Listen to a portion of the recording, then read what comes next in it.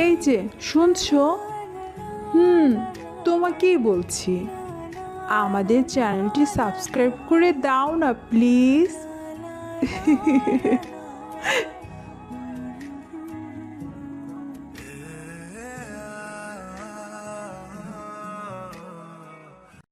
আমি সুমন, অনার্স শেষ করেছি 3 মাস হলো। আমার পরিবারে বাবা মার বড় ভাই, সাথে ভাবি আছে, আর তাদের একমাত্র মেয়ে মাহি। বাকিটা আস্তে আস্তে জানতে পারবেন। স্যারা হলো আমার একমাত্র ভালোবাসা, বলতে পারেন। আমার কখনো বন্ধু প্রয়োজন পর্যন্ত হয়নি। তার সাথে রিলেশন করার আগে 3জন বন্ধু ছিল। ওরা এখন নিজেদের নিয়ে ব্যস্ত। স্যারা সবসময় আমায় আগলে রাখতো। মা বাবা বা পরিবারের সবাই যখন আমাকে কথা শোনাতো, তখন স্যারা আমাকে সান্ত্বনা দিত। আজ তার শূন্যতায় কেউ আর সান্ত্বনা দেওয়ার নেই। আজ নিজেকে যেন শেষ করে দিতে মন চাচ্ছে। আমি কত ভালোবাসতাম, আর আজ আমায় এত কষ্ট পেতে হচ্ছে। হাতের উল্টো পিঠ দিয়ে চোখ ডলে চোখে নোনা পানি মুছে উঠে পড়লাম। এরপরে বাসায় যেতে লাগলাম। বাসার মধ্যে প্রবেশ করতেই আমার নয়নের মণি মাহি দৌড়ে চলে আসে আমার কাছে। কাকু, তুমি কইছিলে এতক্ষণ? জানো, আম্মু আমায় বকেছে, তোর সাথে খেলতে দিবে না বলেছে। মামুনি, আমি তোর মাকে বলবো যেন আর তোকে না বকে। আচ্ছা আচ্ছা, তোমার দাদি কোথায় মামুনি? আগে চকলেট দাও, তারপরে বলছি। এই নাও চকলেট।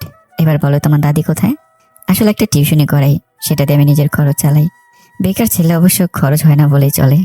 তাই বাকি টাকাগুলো মাহির জন্য চকলেট নিয়ে আসি প্রতিদিন। মা ওইখানে আছে, আর তুমি ভাই ওইদিকে যেও না, মা বাবা তোমাকে নিয়ে কথা বলছে। আপু, মাহি বলছে তুমি নাকি আমার কাছে আসতে মানা করেছো, এটা কি সত্যি? হ্যাঁ করছি। জানো তো তোমার ভাই আর মা বাবা কেমন। আমি জানি তুমি একদিন তোমার ভাইয়ের চাইতেও ভালো জব করবে। ইনশাল্লাহ আপু।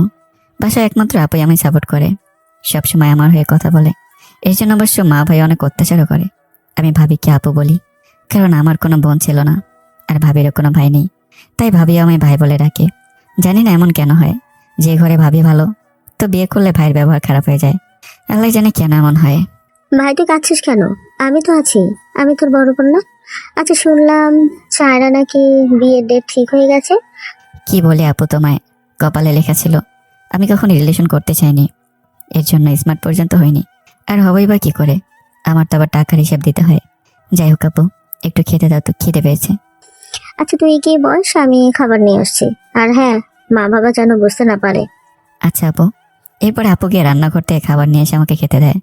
আমিও খেতে শুরু করব, হঠাৎই মাহি বলে, আমিও খাবো চাচুর হাতে। আচ্ছা মামুনি, তুমি এসে আমি খাই দিচ্ছি। এরপর আমি আর মাহি খেয়ে নিলাম। আমি কখনো একসাথে বসে খাবার খাই না। জানি আমি একসাথে খাবার খেতে গেলে আমাকে সবাই খোঁটা দিতে ছাড়বে না। দুপুরে খাবার খেয়ে নামাজ আদায় করতে মসজিদে গেলাম। এরপর আসরের নামাজ আদায় করে একটু মাঠে ঘুরতে গেলাম। হঠাৎ সাব্বিরের সাথে দেখা। কিরে, কেমন আছিস? এখনো কি বেকার আছিস নাকি? কাজ কিছু করছিস? আলহামদুলিল্লাহ, আল্লাহ অনেক ভালো রাখছে। না ভাই, আমি বেকার হয়ে থেকে গেলাম। তুই কি বেকার থাকবি সারা জীবন? কাজ কিছু কর, না হলে তোকে কোন মেয়ের মা তার মেয়ে দিবে? শুনলাম ছায়রা নাকি বিয়ের ডেট ঠিক হয়ে গেছে, আর তার নাকি বিয়েতে মত আছে। তো কি করবে ভাই তুই বল? এই বেকার ছেলেকে বিয়ে করে কি বাল পাবে? এর চাইতে সে অনেক ভালো ছেলেকে বিয়ে করে অনেক কিছু খাবে। বেকার যখন তুই, তাহলে কিসের জন্য মাঠে আছিস তুই? দেখ ভাই, আমি বেকার বলে তো কথা শুনিয়ে দিলি। মনে রাখিস, এক মাকে কিন্তু শীত যায় না। আর কিছু বললাম না, কোনো কথা ছাড়া নদীর দিকে চলে গেলাম। হঠাৎ একটা কাপড় দেখলাম, মেয়েটাকে চেনা চেনা লাগছে। কাছে গিয়ে দেখি আর কেউই না, এটা সায়রা। আমায় দেখে স্বাভাবিক হয়ে গেল। আমি কোনো কিছু না ভেবে চলে আসি। মাগরিব থেকে এশার নামাজ আদায় করে তারপর একদম বাসায় ঢুকলাম। এরপর মাহি মামুনি আসলো। মামুনি, আজকে চকলেট আনতে মনে নেই? আজকে চকলেট দিতে পারলাম না। চাচু, আমার কাছে চকলেট আছে, মা নিয়ে দিয়েছে। তুমি আমায় খাইয়ে দাও, আমি খাবো। ওকে মামুনি, চলো তাহলে। এরপর আমি আপুকে খাবার দিতে বলি। এর সাথে মাহিকেও আমি খাই দিলাম, আর নিজেও খেতে লাগলাম। আজকে একটু দেরি হয়ে গেছে মাহিকে খাওয়াতে গিয়ে। আমি খাচ্ছিলাম, হঠাৎ করে বাবার ভাই এসে যেটা করলো, সেটার জন্য আমি মানসিকভাবে প্রস্তুত ছিলাম না। ভাই এসে খাবারের প্লেট ফেলে দিয়ে বলল, আজ থেকে তোর খাওয়া বন্ধ, তুই নিজে ইনকাম করে নিজে খাবি। আর ভাবিকেও খাবার দিতে মানা করে দিল। তোর লজ্জা লাগে না? এই বয়সে বসে বসে খাস, আমরা কত কষ্ট করে ইনকাম করি, তুই কি জানিস? শুধু তো গিলতেই পারিস। বাবা আর মাহির বাবা তোমরা, অথচ আমার ভাইকে অপমান করছো। এই পরিবারের কিন্তু সে সদস্য, তার সাথে কুকুরের মতো ব্যবহার না করে। ঠাস ঠাস করে দুটো থাপ্পড় বসিয়ে দিল ভাইয়া, আর বলল, তুই কি জানিস টাকা ইনকাম করা কতটা কঠিন? বেশি কথা বলে বাপের বাড়ি একেবারে দিয়ে আসবো। ওই তুই কি কখনো মানুষ হবি না? তোর জন্য বৌমা ওর তোর ভাই হাত তুললো, তুই আর বেশি দিন এই বাসায় থাকতে পারবি না। আমি চোখের পানি আর খাবার চুপচাপ খেতে লাগি, কারণ বাঁচতে হলে খেতে হবে। আমি কোনো কথার উত্তর না দিয়ে খাওয়া প্রায় শেষ হয়ে আসছে, হঠাৎ করে মা আমার খাবারের প্লেট সরিয়ে নিয়ে বলল, আজ থেকে তোর খাওয়া বন্ধ। তুই কি খাবি সেটা আমরা জানি না। তোর জন্য এই বাসায় জায়গা নাই। তোকে সময় দিলাম 5 দিন। মা তুমি এমন করতে পারলে? তুমি না আমায় 10 মাস 10 দিন নিজের সাথে করে নিয়ে চলেছ, তাহলে কেন এমন করছো? নাকি আমি তোমার কুড়িয়ে পাওয়া সন্তান? তোকে আমরা কেউ নিতে চাইনি, শুধু তোর দাদা দাদির জন্য তোকে নিতে হয়েছে, না হলে তোকে নেওয়ার কোনো ইচ্ছাই ছিল না। তাহলে দাদা দাদির মৃত্যুর পর আমার গলা টিপে মেরে ফেলতে, সবকিছু ওখানেই শেষ হয়ে যেত। আর তোমাদের সবার দেওয়া কষ্ট আর আমি নিতে পারছি না, না জানি কবে আত্মহত্যা করে ফেলি। ঠাস ঠাস করে মারল আপু এবং বলল, তুই আমার ভাই, তুই মরে গেলে আমার আর আমার মেয়ের কি হবে? জানিস তো আমার মেয়েটা তোকে অনেক ভালোবাসে। এখন ঘুমিয়ে আছে, না হলে হয়তো তোর সাথেও কান্না করতো। সবাই বলে মা বাবা নাকি স্বার্থ ছাড়া ভালোবাসে। এটা কতটা সত্যি সেটা একটা বেকার ছেলে জানে। পরিবারে যা আসল রূপ কি, যেখানে ভাইয়ের বউ এলে সংসার ভেঙে যায়, সেখানে আমি তো একজন বোন পেয়ে গেছি, যে সবসময় কোনো স্বার্থ ছাড়া আমার হয়ে কথা বলে। জানি না কোন ভালো কাজের জন্য এমন একটা ভাবি পেয়েছি। আমি কিছু বললাম না, চুপ হয়ে থাকলাম। পরের ঘরে মেয়ে পর হয়ে থাকো, কাছের মানুষ হতে যেও না। আর তুই তোকে 5 দিনের মধ্যে হয়ে কাজের ব্যবস্থা করবি, না হলে 5 দিন পরে এই বাসা থেকে চিরতরে চলে যাবি, আমাদের তোকে রাখবে না। এই তোর জন্য আমাদের বাসায় জায়গা নেই, তুই তাড়াতাড়ি অন্য কোথাও চলে যা, দরকার হলে জাহান্নামে চলে যা। আমি একটা দীর্ঘ শ্বাস ফেলে নিজের রুমে চলে আসলাম। এসে রুমে ছিটকিনি লাগিয়ে দিলাম। ফোন বের করে সায়রার কাছে ফোন দিলাম, কিন্তু ব্যস্ত বলছে, হয়তো নাম্বার ব্লক করে দিয়েছে। সময় এক আজব ঘড়ি, শুধু সময় বা তারিখ না, কিছু মানুষকেও চিনতে শেখায়। বুদ্ধি না পেয়ে আমার একটা পুরাতন সিম দিয়ে কল দিই। কিছুক্ষণ রিং হওয়ার পর ধরলো, সায়রা আমি তাসরিফ, প্লিজ ফোনটা কেটে দিও না, কিছু কথা ছিল, প্লিজ উত্তর দাও। তাড়াতাড়ি করো, আমার হবুবরের সঙ্গে কথা বলতে হবে, না হলে বেচারা রাগ করবে। আচ্ছা আমাদের কি কোনোভাবে আগের সম্পর্কে যাওয়া যায় না? মানে তুমি কি পারবে না আমাকে আগের মতো ভালোবাসতে? এই তোর কি যোগ্যতা আছে আমায় ভালোবাসার? তুই তো একটা বেকার, না আছে কোনো কাজ, আর না আছে বাবা মায়ের সম্পত্তি, আর না আছে তোর সুন্দর ফেস। তোর সাথে এতদিন যে কিভাবে রিলেশন করছি সেটা আল্লাহ ভালো জানে। ফোন রাখ, আর ভবিষ্যতে ফোন করলে আমি তোকে জেলের ভাত খাইয়ে ছাড়বো। কথা শেষ হতে না হতেই ফোনটা কেটে দিল। চোখের পানি হাত দিয়ে পরিষ্কার করার সময় প্রতিজ্ঞা করলাম, হয় 5 দিনে কোনো কাজ করব, না হয় 5 দিনের দিনে আত্মহত্যা করব। এই বলে চোখের পানি সম্পূর্ণ মুছে নিলাম। এরপর ঘুমানোর চেষ্টা করতে লাগলাম, কিন্তু ঘুম হলো না। আজকের দিনের সব ঘটনাগুলো মাথায় ঘুরপাক খাচ্ছে, মাথায় অনেক বেশি ব্যথাও করছে। কোনো মতে মাথা ধরে বসে পড়লাম। মাথার ব্যথা একটু কমতেই ভাবতে লাগলাম, কি ছিলাম আমি আর কি হলাম? কখনো আমায় কেউ কষ্ট কি সেটা বুঝতে দেয়নি। আমার জীবন ঠিকই চলছিল, কিন্তু অনার্স শেষ হওয়ার পর থেকে যে এত দুঃখ কপালে আছে সেটা তো জানতাম না। যাকে ভালোবাসলাম সেও স্বার্থপরের মতো চলে গেল। তাকে আর কি বা বলবো? যেখানে জন্মদাতা মা বাবা দেখতে পারে না, সেখানে অন্য মেয়ের তো কোনো প্রশ্নই আসে না। আল্লাহ তুমি আমায় তোমার কাছে নিয়ে যাও, আর না হলে আমার ইনকাম করা বা রিজিকের ব্যবস্থা করে দাও।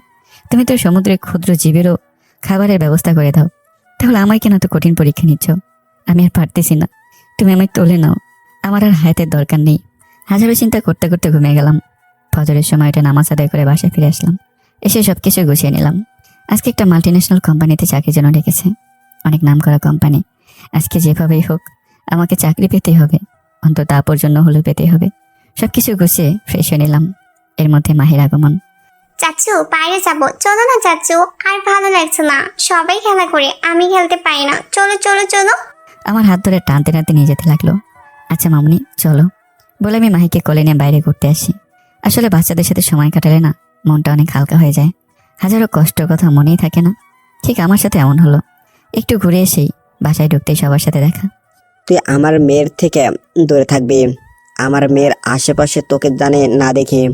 ভাইয়া তোমার যা ইচ্ছে করো, আর মাত্র তো 5 দিন থাকবো, এরপর তো আর চাইলেও আসতে পারবো না। এই কয়টা দিন না হয় একটু মাহির কাছে থাকি, এতে সমস্যা কোথায়? তোর মেয়ে নাকি যে তোর কাছে থাকবে? ওর মেয়ে ওর কাছেই থাকবে। তোমরা হয়তো ভুলে গেছো, জন্ম দিলে বাবা হওয়া যায় না। তাছাড়া আমিও চাচ্ছি হই, মানে হচ্ছে বাবার অর্ধেক। আর তোমরা তো বাচ্চা নিতেই চাওনি মেয়ে বলে, আমার জন্য তো বাচ্চাটা পৃথিবীর মুখ দেখলো, আর আমার কাছ থেকে দূরে সরিয়ে দিতে চাচ্ছ। ঠাস ঠাস করে মারলো এবার মা, আর বললো, তোকে এই দিনগুলো দেখার জন্য জন্ম দিইনি, তুই তো দিকে রাস্তার ছেলেদের মতো করছিস। দাদু তোমার চাচুকে মারবে না, আমার চাচু অনেক ভালো। মা, তুমি আমার কোলে আসো, তোমায় অনেক চকলেট দেব। এবার ভাইয়াও মারলো ঠাস ঠাস করে। আজ প্রথম আমার জানা মতে ভাইয়া আমার শরীরে হাত তুললো। আজ বেকার বলে কত কিছু সহ্য করতে হচ্ছে। তোমার চকলেট তুমি খাও, আমার চকলেট লাগবে না, আমার চাচু থাকলে চকলেটের দরকার নেই। বলে আমার গালে সুন্দর করে কিস করলো। হাজার কষ্টের মাঝেও এক টুকরো শান্তি তো পেলাম। এরপর ভাইয়া রেগে বলল, তোরা মা মেয়ে পাইছিস কি আমায়? আর বিয়ে আমায় কেন করলি? আমার ভাইকেই করতি, মা মেয়ে ভালো থাকতি। উল্টা পাল্টা কথা একদম বলবে না। আমরা কি করেছি যে মা মেয়ে তোমার কাছে খারাপ হয়ে গেলাম? আমি তাসরিফকে আবার ছোট ভাই মনে করি, তাছাড়া কিছু না। কয় আমার সাথে তো এত পিরিত দেখাস না, তোদের মধ্যে কিছু তো একটা আছে, তার জন্য তুই ওর সাথে কিছু করতে দিস না। ভাইয়া তুই আমায় যা ইচ্ছে বল, কিন্তু আপুর চরিত্রের দিকে কোনো কথা বলবি না। তোর কপাল ভালো যেমন মেয়ে পাইছিস। কেন, তোর লাগবে নাকি? তাহলে এক কাজ কর, তুমি কিছুদিন চলো, আমরা আর লাগবে না। মুখ সামলে কথা বল। তুই যদি আমার বড় না হতি, আজকে যে তোর কি করতাম আমি নিজেও জানি না। আমার আর আপুর মাঝে কোনো অবৈধ সম্পর্ক নেই। তুই শুধু শুধু আপুর চরিত্র নিয়ে টানছিস। আর মা, তুমি তো একটা মেয়ে, অন্য একটা মেয়ের চরিত্র নিয়ে কথা বলছে আর তুমি চুপ হয়ে আছো। তোর ভাই ভুল কি বলেছে? ঠিক তো বলেছে। আমার তো সন্দেহ হয় যে বাচ্চাটাও তো। ছি মা, তুমি আমার বিষয়ে তো নিজ মন মানসিকতা নিয়ে আছো। ছি, আজ আমার জন্য আপু তোমায় অনেক কথা শুনতে হলো, আমায় ক্ষমা করে দিও।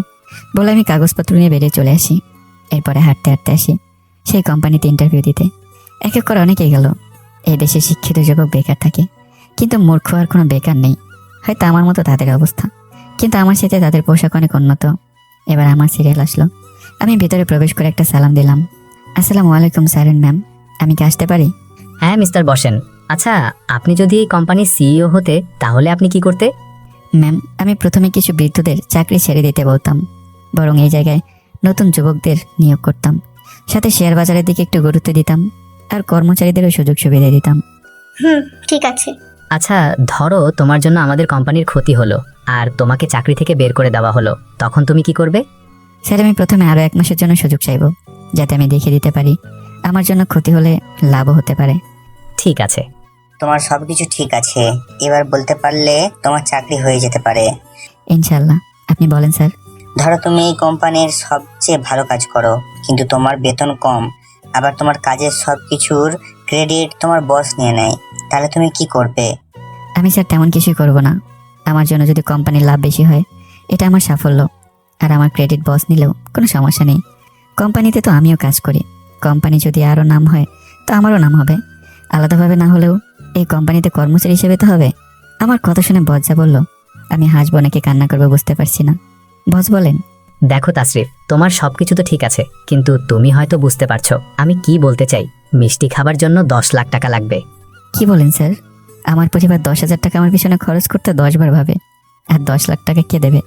স্যার, আমি তো আমার যোগ্যতা দিয়ে চাকরি করব, তাহলে ঘুষ কেন? তোমায় বলছি ঘুষ দিতে, বলছি 10 লাখ টাকা মিষ্টি খেতে লাগবে। এখন টাকা দিলে কাজ পাবে, না হলে আসে পারেন। বুঝতে পারলাম কেন সব জায়গায় আমি সিলেক্ট হওয়ার পরেও চাকরি পাই না। আজ আমার জন্য হয়তো ওরা কঠিন কিছু অপেক্ষা করছে। নিজেকে সান্ত্বনা দিয়ে বললাম, যাওয়ার আগে কিছু কথা শুনে রাখেন। কখনো যদি সুযোগ হয় আপনাদের 3 জনকে চাকরি থেকে বের করে দেব। শুধু তাই না, রাস্তায় না দাঁড় করাবো। আর হ্যাঁ, বিচার তো দুনিয়ায় পাবো না, তাই বিচারটা না হয় রবের কাছেই থাক। বলে চলে আসলাম। এরপর বেরিয়ে এসে রাস্তার একপাশে বসে পড়লাম। কিছু সময় বসে কাটিয়ে দিলাম। আর কি হবে আমার সাথে আজকে, সেটাই ভেবে ভেবে হঠাৎ একটা বাচ্চা এলো আমার সামনে। পরনে জামা কাপড় নষ্ট বা ময়লা বলতে পারেন। হঠাৎ চোখ আটকে গেল তার পায়ের দিকে। তার একটা পা নেই। সেটা দেখে রবির প্রতি শুকরিয়া আদায় করলাম। আলহামদুলিল্লাহ, আমার জীবন যেমনই হোক, কিন্তু আমার আল্লাহর দেওয়া সুস্থ দেহ তো আছে। আমি আরো অবাক হলাম যখন দেখলাম ছেলেটার হাতে কিছু খাবারের প্যাকেট। আমি তার দিকে একটু করুণ চোখে তাকিয়ে আছি, সেটা সে বুঝতে পারছে। আর আমার কাছে এসে বলল, ভাইয়া কিছু লাগবে? লাগলে বলো। ভাই, আমার কিচ্ছু লাগবে না। আচ্ছা, অল্প বয়সে এত কিছু করছো, কষ্ট হয় না? কি করবো ভাইয়া, বাবা নাই মা নাই, আছে শুধু একটা ছোট বোন। তার খাবারের জন্য তো টাকা লাগবে, তাই এই কাজ করি। নিয়তি বড্ড নিষ্ঠুর। এতটুকু একটা বাচ্চার পানি, আবার কাজও করতে হয়, যেগুলো তার পক্ষে সহজ না। আচ্ছা, তুমি তো পারতে অন্যদের মতো সাহায্য চাইতে, তাহলে তো ভালো ইনকাম হতো। তা হয়তো হতো, কিন্তু ভাইয়া আমার মা সাহায্য চাইতে সবসময় অপছন্দ করত। তিনি বলেছেন কখনো কারো কাছে হাত পাতবি না, দরকার হলে না খেয়ে মরে যাবি। তাই ভাইয়া এই কাজটা করি, এতে আমার আর এতে আমার আর বোনের চলে আল্লাহর রহমতে। কোনো এক আদর্শ মায়ের ছেলে, কিন্তু আজ তাকে এই কাজ করতে হচ্ছে। অথচ আমি এত বড় হয়ে বেকার। এই দেশে টাকা থাকলে সব হয়, শুধু জীবন ফিরে পাওয়া যায় না। 2 টাকার নোট আর বস্তা বস্তা সার্টিফিকেটের কোনো পার্থক্য নেই। আমি আনমনে এগুলো ভাবছিলাম, হঠাৎ ছেলেটা বলে, ভাইয়া কিছু খাওয়া হয়নি নাকি? কেমন যেন শুকনো শুকনো লাগছে মুখটা। এতটুকু একটা ছেলে জানে যে খাবার না খেলে কেমন লাগে দেখতে, আর চোখের দিকে এমনভাবে তাকিয়ে আছে যেন কথা আমি না, আমার চোখ বলছে তার সাথে। আমি প্রতি উত্তরে বললাম, না ভাইয়া, খাওয়া দাওয়া হয়েছে, এমনি চিন্তা করছি তো তাই এমন দেখাচ্ছে। আচ্ছা ভাইয়া, সমস্যা নাই। এই নাও কালাই বাবুর ভাজা, খেয়ে একটু পানি খেয়ে নাও, তাহলে কিছুটা হলেও শান্তি পাবে। ভাই আমার কাছে তো টাকা নেই, আমি খেতে পারবো না, তুমি রেখে দাও।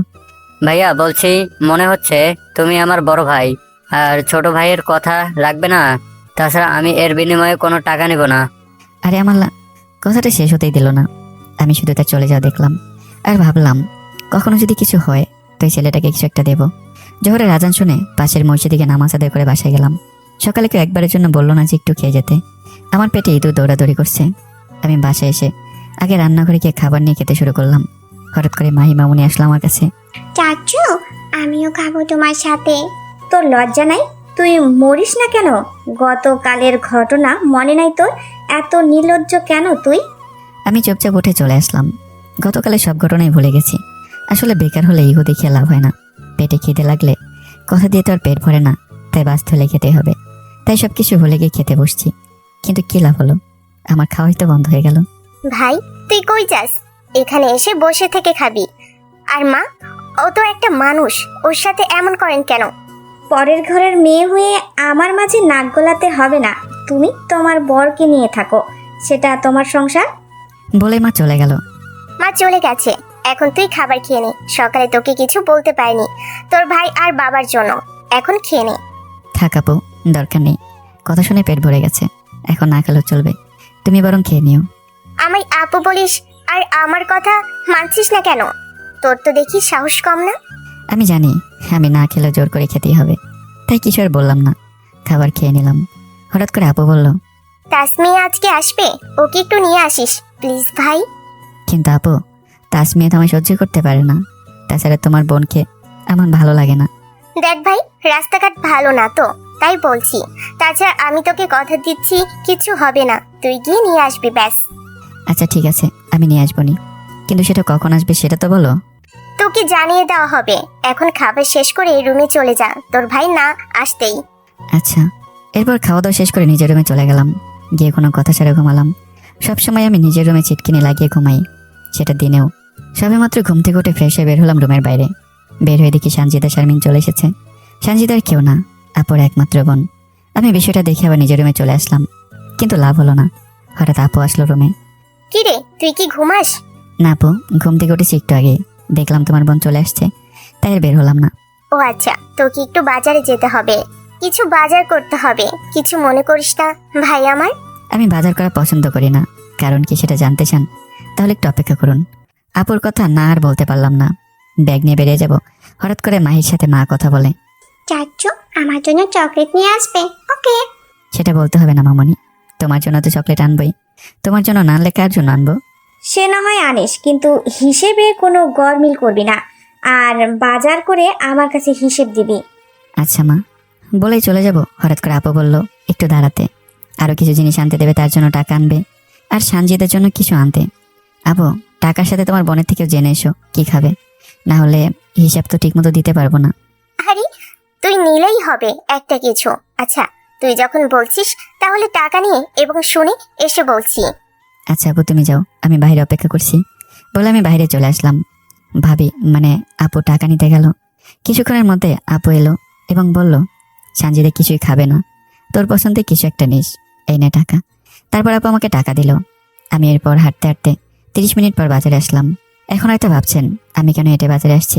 তাহলে শোনেন, আমি যখন প্রথমবার বাজার করতে আসি তখন আমিও সবার মতো গাড়িতে করে যেতাম। রিক্সা ভাড়া 2 বারে 60 টাকা লাগতো। তো হঠাৎ করে মা হিসাব নেয় আমার কাছে। আমি বুঝতে পারিনি যে 60 টাকা তাদের কাছে অনেক বড় হয়ে যাবে। আমি 60 টাকা যখন বললাম রিক্সা ভাড়া দিয়ে গেছি আর আসছি, তখন মা বলল, তোর মতো বেকার ছেলের বাসায় কাজ আছে কিছু যে তোকে গাড়িতে করে যেতে হবে, আসতে হবে? এরপরে কখনো আর গাড়ি করে যাবি না। বাজারে গেলে সবাই চা নাস্তা করে, কিন্তু আল্লাহ আমায় এমন একটা অবস্থায় রাখছে, সে দেখা ছাড়া মুখে স্বাদ গ্রহণ করা সম্ভব না, কারণ এটার হিসাব আমায় দিতে হবে। একদিন বাজার করে বাসায় চলে আসি, হিসাব বুঝে দিয়ে যেই না আমার রুমে ঢুকবো, এর মধ্যে মা বলল, আর 1 টাকা কই? আমি বললাম, মা 1 টাকা সবজির দোকানের কাছে খুচরা ছিল না, তাই ওই টাকা নিয়ে আসতে পারিনি। এর পরিবর্তে মা বলল, তোর দান করার ইচ্ছে থাকলে কাজ করে নিজের টাকা দান করবি, অন্যের টাকা দান করবি কেন? আমি তখন কিছু বলার মতো অবস্থায় ছিলাম না, আমি যেন বাক প্রতিবন্ধী হয়ে গেছিলাম। সামান্য 1 টাকার জন্য এমন করবে ভাবতে পারিনি। বেকার জীবন এরকম হাজার ঘটনা হয়, ঘটতেই থাকে। যারা বেকার তারাই ভালো জানে। কমেন্ট করে জানাবেন কাদের কাদের সাথে এরকম ঘটনা ঘটেছে।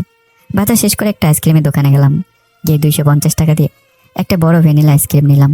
এটা আমার আপু এবং মাহি সাথে মারও পছন্দ, তাই ভেবে দেখলাম ওই ডাইনি না খেলেও অন্য সবাই খেতে পারবে।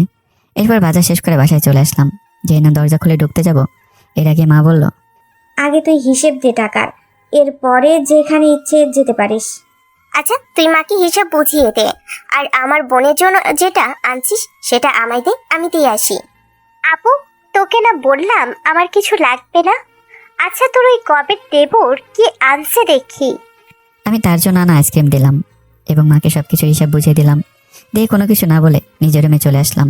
যেই দরজা লাগাবো, হঠাৎ করে মাহি চিৎকার করে, আসলে চকলেট নিতে পারিনি, সব টাকা শেষ হয়ে গেছে। আমার মন খারাপ হয়ে গেল মাহির জন্য, তাই মন মরা হয়ে বসে পড়লাম। হঠাৎ চিৎকার করতে করতে আমার রুমে আসলো আর বলল, চাচু আমার চকলেট কই? মারে, তোর জন্য চকলেট নিতে পারিনি, আমার কাছে টাকা নেই, তার জন্য নিতে পারিনি। আমার চোখের পানি মুছে দিয়ে বলল, চাচু তোমাকে পেলেই হবে, আমার কিচ্ছু লাগবে না, চকলেট খাবো না, তবুও তুমি কান্না করো না। আচ্ছা মামনি, তুমি এখন খেলা করতে যাও, আমি একটু ঘুম দিই, মনটা ভালো লাগছে না। না তুমি ঘুমাবে না, আমি তোমার সাথে ঘুরতে যাবো। তাছাড়া আজকে তুমি টিউশন করবে না। হ্যাঁ মা, করাবো তো, তোকে ধন্যবাদ। এই না হলে আমার ভাতিজি ভালো কথা মনে করিয়ে দিয়েছে। আসলে আমার একটা ইনকাম আছে, সেটা হলো টিউশনি করানো। মাসে 3000 টাকা পাই, আবার পরীক্ষা ভালো করলে একটু বকশিসও দেয়। বলতে পারেন আমার প্রতি তাদের খরচ 5000-এর মতোই। চুমা দিয়ে কিচ্ছু হবে না, আমাকে শান্ত দিয়ে লাভ নেই, আমায় ঘুরতে নিয়ে যেতে হবে। মা, তোকে কাল সকালে তো হবে না, কিন্তু কথা দিচ্ছি আমি কাল বিকেলে ঘুরতে নিয়ে যাবো। এবার তাহলে আমায় যেতে দে। আচ্ছা যাও তোমার সাথে আরে। মাহিকে কোলে নিয়ে আবারও কিস করলাম, আর সাথে বললাম, মামনি দেখি ইমোশনাল ব্ল্যাকমেল করাও শিখে গেছো। আচ্ছা তোমার সাথে রাতে কথা হবে, এবার আমি আসি। তাড়াতাড়ি করে টিউশন করে আসবে, আমি তোমার হাতটা আজকেও খাবো, মনে থাকে জানো? আচ্ছা। এরপর আমি বেরিয়ে যাব, হঠাৎ করে আপু বলল, টাকাগুলো তো একটু একটু করে কমিয়ে নিতে পারিস, সাথে তোর কিছু হাত খরচ বের হবে। তাছাড়া এত বড় আইসক্রিমের বাটি নিতে গেলে কিসের জন্য? অন্য কিছু নিতি যেটা তোরও পছন্দ। আজ হয়তো আমার একটা বোন থাকলে আমার সাথে এমনই করতো। চোখের পানি কোনো মতে আটকে রাখলাম। আপু আমার দেরি হয়ে যাচ্ছে, পরে কথা বলি, আমি এখন আসি। বোনের চোখকে ফাঁকি দেওয়া অত সহজ না। আচ্ছা তুই এখন যা। এরপরে ছাত্রের বাসা থেকে রওনা দিলাম। প্রতিদিনের মতো রাস্তায় মাগরিবের নামাজ পড়ে তাদের বাসায় গেলাম। ছাত্র পড়াশোনা করে এবার এসএসসি এক্সাম দেবে। কলিং বেল বাজাতেই ছাত্রের মা দরজা খুলে দিল। আমি সালাম দিলাম, আসসালামু আলাইকুম আন্টি, কেমন আছেন? আর আমার ছাত্র কেমন আছে? ওয়ালাইকুম আসসালাম, আলহামদুলিল্লাহ ভালো আছি বাবা। তা তুমি কেমন আছো? আর বসো, তোমার জন্য নাস্তার ব্যবস্থা করছি। আর তোমার ছাত্র এখন বাসায় ফিরে আসেনি, একটু অপেক্ষা করো। এই রোজা মা, স্যার আসছে, স্যারের জন্য নাস্তা ব্যবস্থা কর। আলহামদুলিল্লাহ ভালো আছি আন্টি। আচ্ছা সমস্যা নেই, আসলে পড়ানো শুরু করব। আর আন্টি নাস্তার দরকার নেই? ওটা বলে শুনবো না। আচ্ছা তোমার চাকরির খবর কি? চাকরি হলো না টাকার কাছে হেরে গেলে? সব কপালে লিখুন আন্টি, চাকরি হয়ে গেল, কিন্তু মিষ্টি খাওয়ার জন্য 10 লাখ টাকা না দেওয়ার জন্য আর হলো না। কি আর করবে বাবা, এটা চোরের দেশ। আচ্ছা তোমায় কিছু কথা বলবো, কিভাবে নিবে? নেন স্যার, নাস্তা করে নেন, জাবেদ নাস্তা করতে করতে চলে আসবে। জি সমস্যা নেই আন্টি, আপনিও নাস্তা করেন। না বাবা, আমি কেন করব? তুমি নাস্তা শেষ করো, কিছু কথা আছে তোমার সাথে। এটা বললে তো শুনবো না। জোর করে আন্টিকে একটা বিস্কুট মুখে ঢুকিয়ে দিলাম। এবার বলো আন্টি, কি বলবেন? স্যার আসলে মা বলতে চাই আপনি আমাকেও টিউশনি করাতে পারবেন কিনা, তাই। হ্যাঁ, আমি চাই তুমি আমার মেয়েকেও টিউশনি করাও, তোমাকে টাকা চিন্তা করতে হবে না। কিন্তু আন্টি, আমি তো মেয়েদেরকে টিউশনি করাই না, এটা তো আপনি জানেন। হ্যাঁ বাবা জানি, কিন্তু তোমার টিউশনি করার জন্য আমার ছেলেটা এখন ভালো রেজাল্ট করে। এখন আমি চাই তুমি আমার মেয়েকেও টিউশনি করাও, প্লিজ বাবা, আমি তো তোমার মায়ের মতো। নিজেকে ধরে রাখতে পারলাম না, আর পারবো কিভাবে? আমার মায়ের চাইতে ভালো ব্যবহার সবসময় পাই। তাছাড়া একদিন আমি পুরো না খেয়েছিলাম, টিউশনি করাতে সেই আন্টি হয়তো বুঝতে পারছে। এরপরে আমি জোর করে খাবার খেয়ে ছাড়ে। তাছাড়া আমার রাতেও সমস্যা হয় না, কিন্তু আমি টিউশনি করাতে চাই না, কারণ মেয়েটা ছোট হলে সমস্যা হতো না। কিন্তু রোজা তো সামনের বার এসএসসি এক্সাম দেবে। হঠাৎ আন্টি আমায় চুপ করে দেখে আবারও বলতে শুরু করলেন, কি হলো বাবা, টিউশনি করাবে না? আমি তোমার পায়ে পড়ি বাবা, টিউশনি করাও প্লিজ।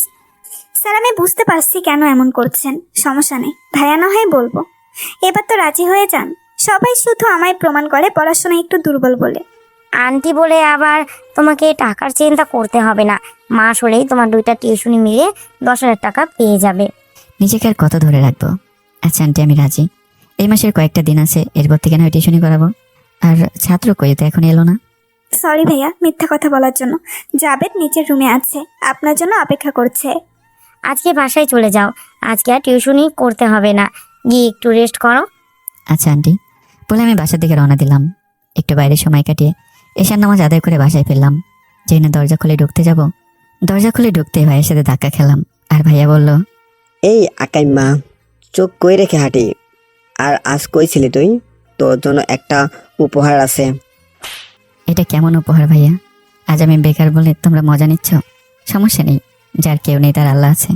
কি হয়েছে ভাইয়া, তুমি ওকে বকছো কেন? সেটা জেনে তোমার কাজ নাই। আমি কিছু না বলে চলে আসলাম নিজের রুমে। এরপর সবাই খেতে বসে। হঠাৎ আজকে কি জানি মনে করে আমি সবার সাথে খেতে বসতে যাব। হঠাৎ তাসফিয়া বলে, না চাচু, কোথাও যাবে না, গেলে আমিও চলে যাব, তোমরা কেউ ভালো না। ও থাকলে সমস্যা কই তোর? বোমা, তোমার মতো তো সবাই না যে নিজের ইচ্ছে মতো চলবে, কোনো কিছু ঠিক নাই তোমার। তাছাড়া ভুল কি বলেছে তোমার বোন? ও তো পারে একটু ভালো পোশাক পরে থাকতে, দরকার হলে ওর ভাইয়ের জামা কাপড় পরবে। মা, তুমি তো তাসফিরেরও মা, তাহলে এমন করেন কেন ওর সাথে? তাছাড়া আপনার ওকে তো কিছু নিয়ে দেন না, তাই এগুলো পড়ে আছে। সেটা তোর না দেখলেও চলবে, তুই নিজেরটা দেখ, বেশি কথা বলতে আসিস না। তোর যত বড় মুখ না তত বড় কথা। তোর সাহস হয় কি করে এগুলো বলা? তোর চাকরির কি খবর বল? প্রতিবার যা হয় তাই হলো, টাকা চাই তাদের। টাকা তোকে দেওয়া যাবে না। কেন ভাইয়া, দেওয়া যাবে না কেন? তুমি টাকা দিয়ে চাকরি নিলে আর আমি নিলেই দোষ? যার খাস তাকেই গলা দেখাস, তোর জন্য আমরা আর 1 টাকাও খরচ করব না। আমি কিছু বললাম না, চলে আসলাম চুপ করে। আমার পিছনে মাহিও চলে আসলো কিছু খাবার নিয়ে। চাচু তুমি কান্না করবে না, আমি আছি তো তোমার জন্য। এই খাবার আমরা দুজনে খাবো, ওকে চাচু? না মা, আমার খিদে নেই। তাছাড়া তুমি খাবে কি? এতটুকু যদি আমি খাই তো? এটাও হয়ে যাবে, হা করো। এই নাও চাচু। মুখে দেওয়ার আগে বাবা এসে খাবার ফেলে দিল। আমি নিজে কাটকে রাখতে পারলাম না। আচ্ছা আপনাদের সমস্যা কি? হ্যাঁ, সবসময় আমার খাবার নিয়ে টানাটানি করেন আর ফেলে দেন কেন? যখন আমার বোঝা নিতেই পারবেন না তখন জন্ম দিয়েছেন কেন? মুখে মুখে কথা বলবি না, তোর জন্য এই বাসার খাবার বন্ধ। আর মাহি, দাদু ভাই, আমার সাথে চলো। না আমি যাবো না, তোমরা সবাই বসা, তোমরা চাচুকে বকো। তুই না গেলে জোর করে নিয়ে যাব। বলে মাহিকে জোর করে নিয়ে গেল। আমার কাছে আনা খাবারের প্লেটটাও নিয়ে গেল। আমি একটা দীর্ঘ শ্বাস ফেললাম আর বললাম, জীবন বড্ড নিষ্ঠুর, কখন যে কে পর হয়ে যায় বোঝা দেয়। এরপর আমি ফোনে গেম খেলতে শুরু করলাম। কিছুই ভাল লাগছিল না, তাই আবার ভাববেন না যে স্মার্টফোন, বাটন ফোনেই খেলছিলাম। কি রে খ্যাত, আগে যদি আমার সাথে রিলেশন করতি তাহলে এই দিনগুলো দেখতে হতো না। যাই হোক, তোর সাথে এমন করা ঠিক হয় নাই। এটা কি হলো? আমায় অযথা মারলেন কেন? আর একটা কথা, আমি যাকে পছন্দ করি না তার দিকে ফিরেও তাকাই না। মারছি আমার ইচ্ছা, এতদিনে তুই চাইলে আমাদেরও বাচ্চা হতো। এখন ঠেলা সামলা, সায়রা তো তোকে ছেড়ে চলে গেছে। সময় হয়তো খারাপ যাচ্ছে, কিন্তু ভুলে যাবেন না, ওপরের রব জানে কার জন্য কি সবচেয়ে উত্তম। আর আপনার মতো মেয়েরা ভালোবাসার কিচ্ছু বোঝে না। আপনার চাহিদা অন্য কাউকে দিয়ে মেটান। শামীমকে মনে পড়ে যে আপনাকে সত্যি ভালোবাসতো, কিন্তু আপনি শুধু ব্যবহার করে ছেড়ে দিয়েছেন। মনে তো নাই, কিন্তু হ্যাঁ, তোকে পেলে অবশ্যই ভালো হতাম, কারণ তোর ভাবি আর বোন। কি ভাবছিস এগুলো বলবো?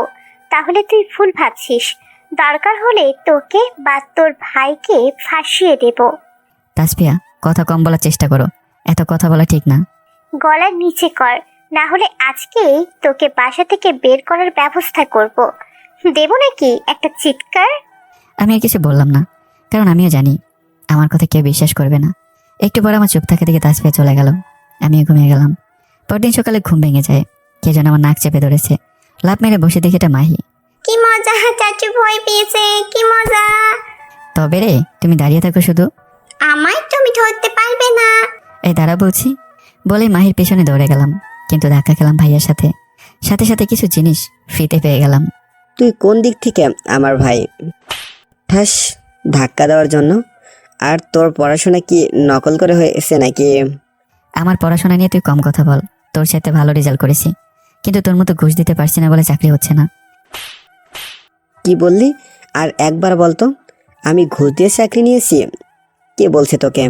পরীক্ষায় তো নকল করে পাশ করছিস, আবার বড় বড় কথা বলিস। আমি নকল করিনি, বরং তুই নকল করে পাশ হয়েছিস। না হলে পাশ করতেই পারতি না। তোর স্যার বলেছে আমায়। কি হয়েছে সাজ্জাদ? তোমার ছোট ছেলে আমায় বলে আমি নাকি ঘুষ দিয়ে চাকরি নিয়েছি, আর আমি নাকি নকল করে পাশ করেছি। তুই এক্ষুনি বাসা থেকে বের হয়ে যাবি, কোনো কথা ছাড়া। দুধ কলা দিয়ে কালচাপ পালার ইচ্ছা নাই। যখন আমার বোঝা নিতেই পারবেন না, তাহলে জন্ম দিয়েছিলেন কেন? মেরে ফেলতে পারেননি নাকি জেল হওয়ার ভয়ে? কি নিয়ে এত কথা হয়? তোমার গুণধর ছেলে বলে আমি নাকি চাকরির টাকা দিয়ে নিয়েছি, তাছাড়া আমি নাকি পাশ করতে পারতাম না। মানিজা জুতো দিয়ে মারলো আর বলল, এই দিন দেখার জন্য জন্ম দেই নাই।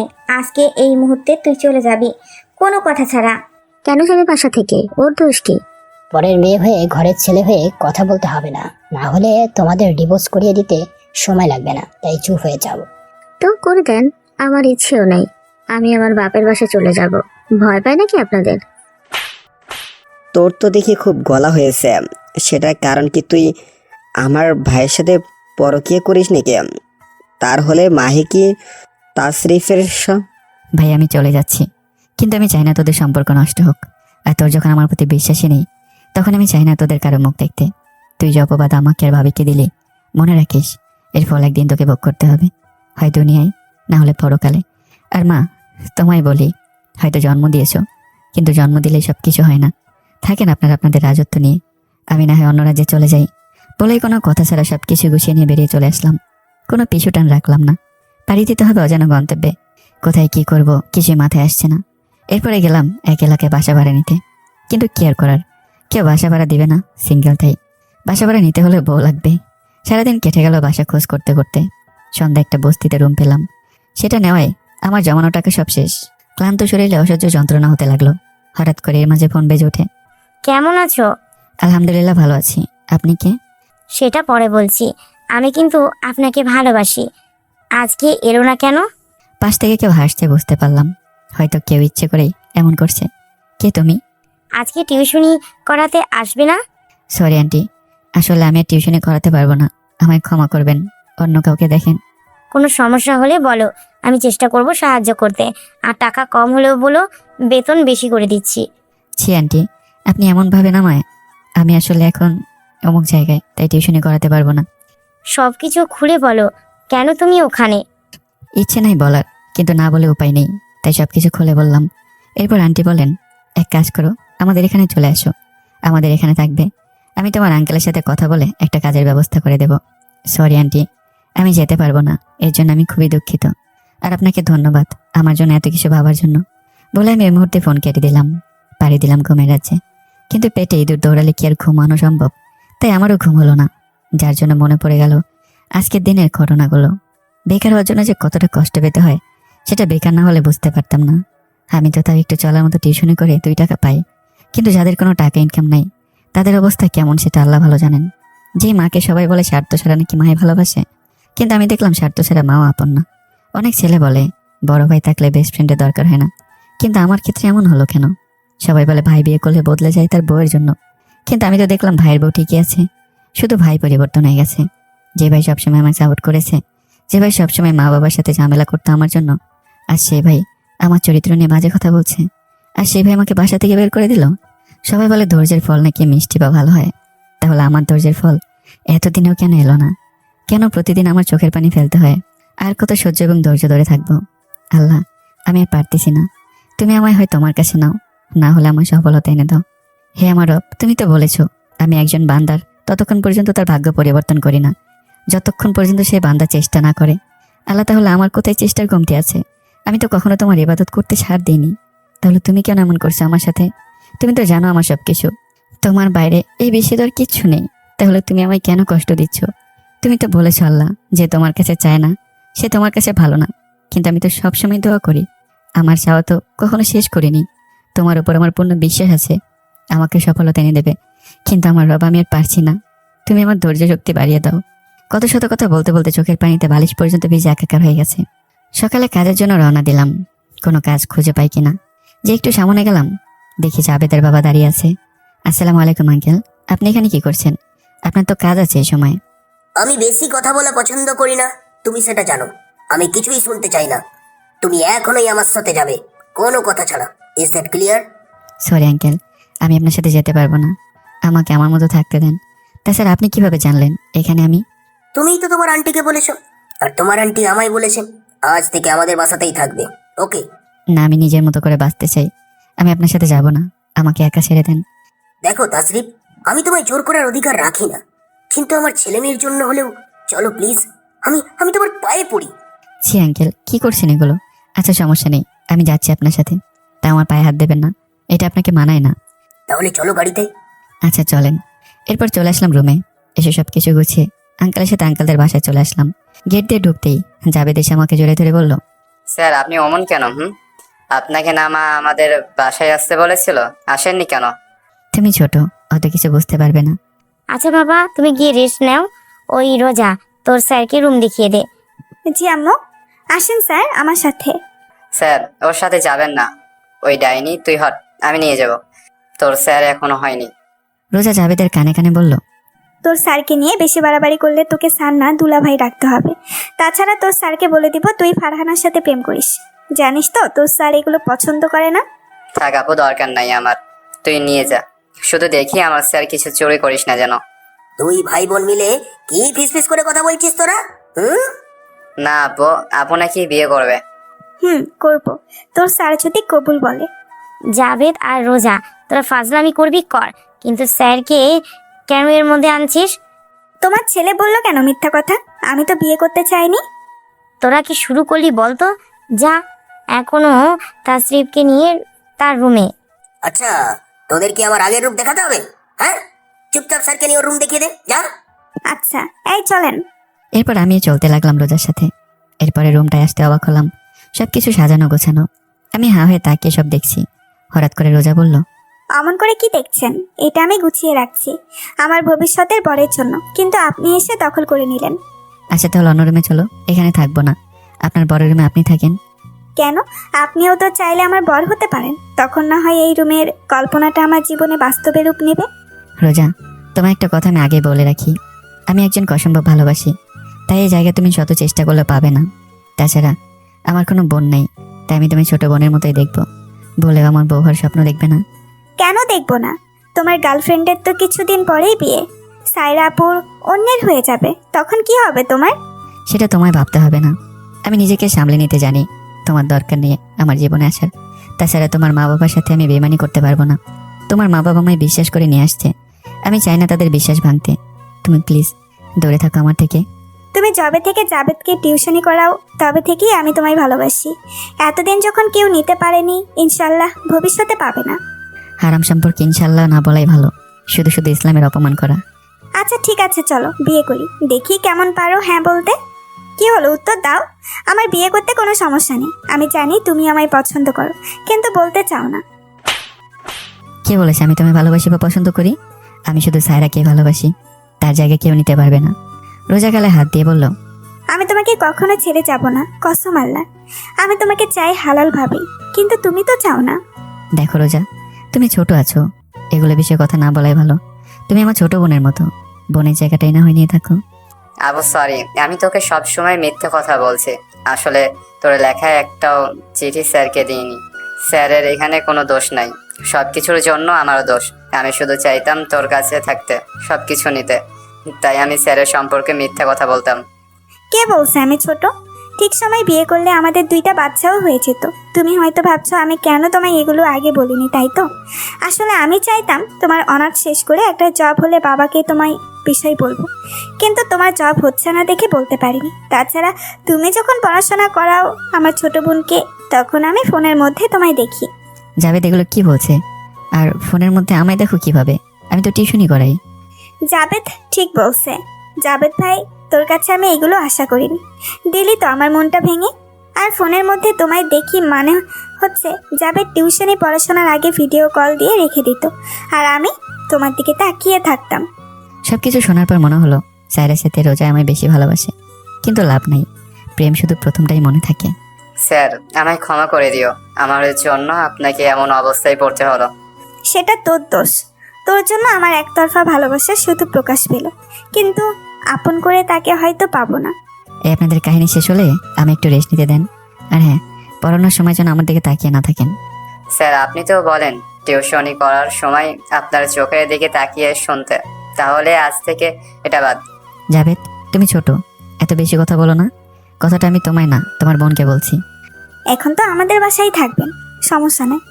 পড়ানোর সময় সিরিয়াসভাবে পড়াশোনা করব, অরটার চিন্তা করতে হবে না। আর একটা কথা মনে রাখেন, আমি এমন কিছু করব যে আমার মা বাবা তোমার সাথে বিয়ে দিতে বাধ্য হবে। তুমি রেস্ট নাও, আমরা গেলাম। বলে চলে গেল রোজা আর জাবেদ। কেন জানি খুব ভয় হচ্ছে, মন বলছে হয়তো খুব তাড়াতাড়ি আমার এই বাসায় অপমানিত হতে হবে। কেন রোজা যে এইভাবে কথা বলছে, যদি আন্টি বা আঙ্কেল জেনে যায় তো আমার আর থাকা হবে না এখানে। সব কিছু পাশে রেখে ঘুমিয়ে গেলাম। বিকেল উঠে একটু ছাদে গেলাম, দেখি 3জন মেয়ে দাঁড়িয়ে আছে। একজন রোজা, অন্যগুলো জানি না কে। আমি ওদের দেখে নিচে আসবো, এক পা সামনে গেছি তো আমার হাতকে ধরে ফেলেছে। কোনো কিছু না ভেবে দিলাম একটা ঠাস করে গালে। চোখ একটু দূরে তাকাতে দেখি রোজা হাসছে। আমি ভাবলাম রোজায় মনে হয় হাত ধরেছে, তাই ইচ্ছে করে জোরে মারছি, কিন্তু দেখেও হাসছে। তাহলে আমি মারলাম কাকে? যেই না আমার সামনে থাকা মানুষটার দিকে তাকাই, অবাক হয়ে যাই। সেটার কেউ না, জাবেদ। স্যার, এটা কিন্তু ঠিক করলে না। ওগো, নিচে গেলে আমার কি হবে? সরি, আসলে একটু মজা করলাম। আসেন স্যার, পরিচয় করিয়ে দেই আমার বান্ধবীদের সাথে। ও হলো জেসমিন আর ও হলো দর্শা। ভাইয়া, আমরা কবে বিয়ে খেতে পারবো? ভাইয়া, বিয়ে কবে করছেন? তুমি রাজি থাকলে এখন করব। কি বিয়ে করবে? চলো কাজ অফিসে। আমি সামনে আছি, তাও আমায় রেখে অন্য কাউকে বিয়ে করে দেখাচ্ছি মজা। এবার বলো, আর কিছু বলবে? এটা তুমি ঠিক করলে না। আর কখনো তোমার সাথে আমি বিনা কারণে কোনো কথা বলবো না। বান্ধবী, দেখি পুরাই আগুন। বিয়ে আগে এত কিছু, তাও আমাদের সামনে। ওকে আর লজ্জা দিস না। আমি কোনো কথা ছাড়া নিচে চলে যাব। হঠাৎ করে মাহির কথা মনে পড়ে গেল। আমার বাতে যে না জানি কি করছে। একটা পা সামনে রাখতে ভাবলাম মাহির সাথে দেখা করব। আর ওর সাথে দেখা করলে তো চকলেট নিতে হবে, কিন্তু আমার কাছে তো কোনো টাকা নেই। কি করব? কোনো কিছু চিন্তা না করে রোজার কাছে গেলাম আর বললাম, রোজা, কিছু টাকা আমায় ধার দিতে পারবে? দরকার ছিল। তাছাড়া আমার কাছে কোনো টাকাও নেই। দিতে পারি, কিন্তু একটা শর্ত আছে। যদি রাখতে পারো তাহলে বলো। আমার টাকার খুব দরকার আছে। আচ্ছা, তুমি যা বলবে তাই করব, বলো। ভেবে দেখো, আমি যা বলবো তাই করতে হবে। আমি বিয়ের কথা বলেও বিয়ে করতে হবে। আমি যতদূর তোমায় জানি, তুমি জোর করে কিছু চাও না। আমার বিশ্বাস তুমি এমন কিছু করবে না। আচ্ছা তাহলে শোনো, আমায় 10 মিনিট জড়িয়ে ধরে থাকতে হবে। রাজি থাকলে কাজ শুরু করো। অন্য কিছু করা যায় না? তাহলে 2 মিনিট কিস করো। এগুলো বিয়ের আগে করা ঠিক না। অন্য কিছু বলো যেটা আমি রাখতে পারবো। কিস করলে সমস্যা কই আপনার? বান্ধবী তো নিজেই একটু আগে করলো। জোর করে অনেক কিছু করা সম্ভব হলেও ইচ্ছে করে করা সবকিছু সম্ভব না। আমি ওকে কিস করতে পারবো না। ফ্রিতে টাকা দেওয়া যাবে না, দরকার হলে গিয়ে মুখ সামলে কথা বল তোরা। আর যোগ্যতা কি জানিস তোরা? শুধু চাকরি পায় না। আচ্ছা ঠিক আছে, জড়িয়ে ধরতে হবে না, কিন্তু প্রতিদিন কলেজে নিয়ে যাওয়া আসা করতে হবে এবং কাল ঘুরতে নিয়ে যেতে হবে। আচ্ছা, আমি রাজি আছি। এবার প্লিজ কিছু টাকা দাও, আমার খুব দরকার।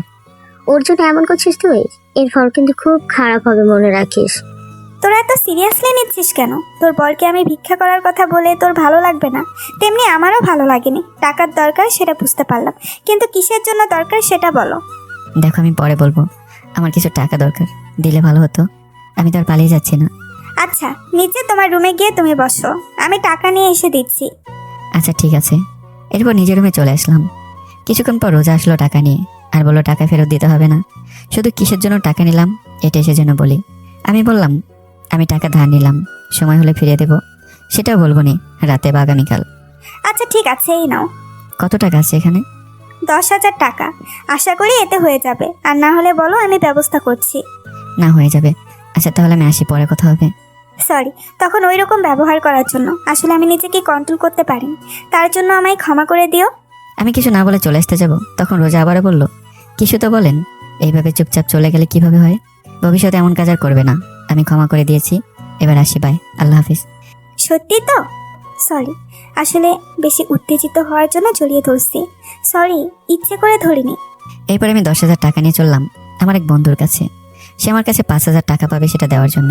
বন্ধুর মার্কেটে একটা ভালো শপ আছে, ওখানেই মূলত টাকাটা দিতে যাচ্ছি। কিছু সময়ের মধ্যেই আমি রাহুলের শপে চলে আসলাম।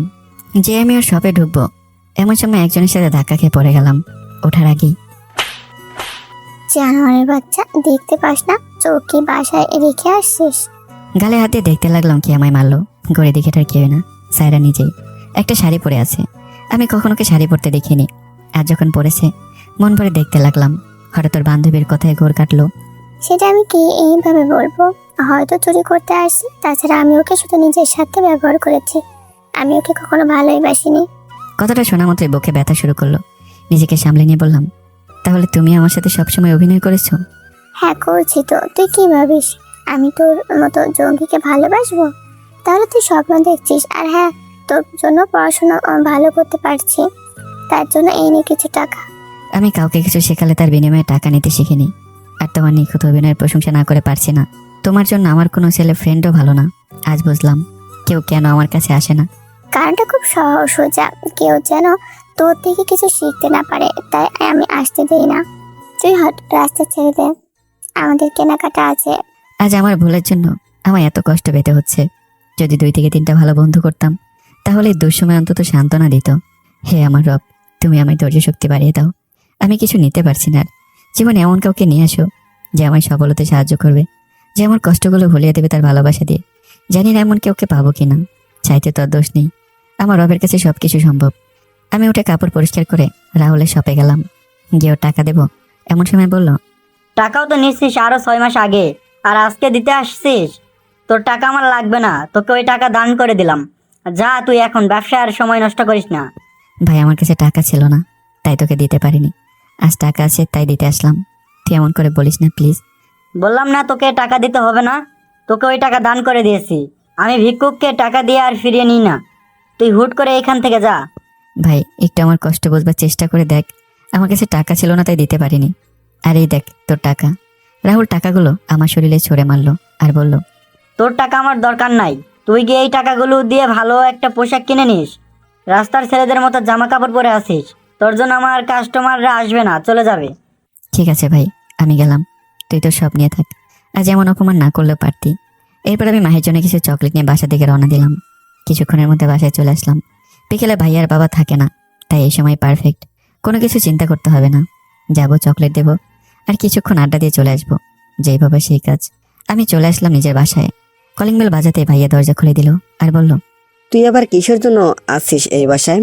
বলিনি তোর জন্য এই বাসার দরজা চিরকালের জন্য বন্ধ, তুই আর কখনো আসবি না। ভাই আমি চলে যাব, শুধু একটু মাহির সাথে দেখা করি। আমি থাকতে আসিনি। কি কপাল আমার, ভাবলাম কিছুক্ষণ কাটিয়ে চলে যাব, ভাইয়ার বাবা থাকবে না বলে, কিন্তু উল্টাটাই হলো। কি হয়েছে? আর দরজার কলিং বেল কে বাজালো? আর তুমি এমন করছো কেন? আসলে আপু আমায় দেখতে পাইনি, তাই বলছে কে বেল বাজালো। আমি মাথা নিচু করে দাঁড়িয়ে থাকলাম। হঠাৎ মা এসে বলল, কে বেল বাজালো? আর তুই ওখানে কি করছিস? কেউ না মা, ভিক্ষা করার মানুষ। কিছু টাকা দিলাম, এখন চলে যাবে। এই তুই যাবি নাকি মাকে দিয়ে ধাক্কা দিয়ে বের করে দিব? থাক, ভিক্ষা করার মানুষের শরীরে হাত দিলে হাতও নষ্ট হয়ে যাবে। আপন মানুষ যখন কষ্ট দেয় তখন কেমন লাগে একবার যদি আপনি বুঝতে পারতেন। যাই হোক, আসি স্যার, আপনি থাকেন। একটা দীর্ঘ শ্বাস ফেলে চলে আসলাম। গেলাম নদীর দিকে। কিছু সময় পর চলে আসি। নদীর এক সাইডে নীরবভাবে ভাবতে লাগলাম, আমি যার মুখে শুনলাম যে আমি ভিক্ষা করতে আসছি, সে কি আমার সেই ভাই যে তার পকেট খরচ পর্যন্ত আমাকে দিয়ে দিত আমার চলতে অসুবিধা হবে বলে? এটা কি সেই ভাই যে সবসময় বেস্ট ফ্রেন্ডের মতো ছিল? আজ আমি বেকার বলে সবাই কেমন যেন হয়ে গেছে। নদীর প্রত্যেকটা ঢেউ যেমন আছড়ে পড়ছে নদীর পাড়ে, ঠিক সফলতা আমারও একদিন আসবে, আছড়ে পড়বে আমার আপনজনদের অন্তরে। সমস্যা নাই, ঝড়ে যাও গাছের পাতাও শিক্ষা দেয় নতুন করে বাঁচতে, মরে যাও নদীও শিক্ষা দেয় বড় নদীর শক্তি কি, সূর্য শিক্ষা দেয় প্রয়োজন থাকলে বারবার আসতে বলবে, যাদের আলো শিক্ষা দেয় শুধু অন্ধকারে জীবন না, পূর্ণিমারও জীবন হবে।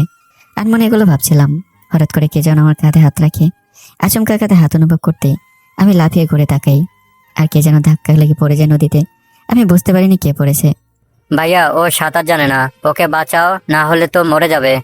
আমি দেখলাম বেচারি হাঁটু জলে ডুবে যাচ্ছে। এর মানে বোঝা যায় সে সাঁতার জানে না। আমি কোনো কিছু পরোয়া করলাম না। আগে জীবন, তারপর হিসাব করা যাবে। স্যার, রোজাকে তাড়াতাড়ি বাঁচান, না হলে মরে যাবে বেচারি। কি হলো স্যার, তাড়াতাড়ি স্যার। আমি গিয়ে নদীতে নেমে তাড়াতাড়ি করে তাকে পাড়ে নিয়ে আসি। আসার সময় কোলে করে নিয়ে আসতে হয়, আর সাথে রোজা খুব শক্ত করে ধরে আমায়। আপু, তোদের পাক্কা নায়ক নায়িকা লাগছে। বাহ, কি সুন্দর সিনেমা দেখলাম আমরা, পুরোই আগুন। এবার হিসাব ক্লিয়ার। স্যার আমায় কে বলেছে? তার মানে জাবেদ আমায় স্যার বলেছে, কিন্তু এই মেয়েটা আবার কে? ধুর, অত জেনে কাজ নেই আমার। সরি সরি, আমি ইচ্ছে করে নদীতে পড়ে যাইনি, তোমার ধাক্কা লেগে পড়ে গেছি আমি। আর সরি তোমাকে চমকে দেওয়ার জন্য। না ঠিক আছে, মজা করবে, সমস্যা নাই, কিন্তু দেখে শুনে মজা করতে হবে। আর যদি কিছু হয়ে যেত তখন কি হতো? আমি কি বলতাম আঙ্কেল আন্টিকে? কি আর বলবেন? বলবেন আমার বউ মরে গেছে। আমি মরে গেলেই তো তোমার পথের কাঁটা সরে যাবে। তো আপু, আমরা ওইদিকে যাই, চলো, এখানে থাকা আর যাবে না। এই বেশি বেঁকেছো, এখান থেকে এক পয়সা মনে দেবে না। আর এখন আমার কোল থেকে নামেন বলে নামিয়ে দিলাম। আমার পায়ে লাগছে, আমি পড়ে যাব। আচ্ছা তোবা, তোমার কি হয়ে যাবে?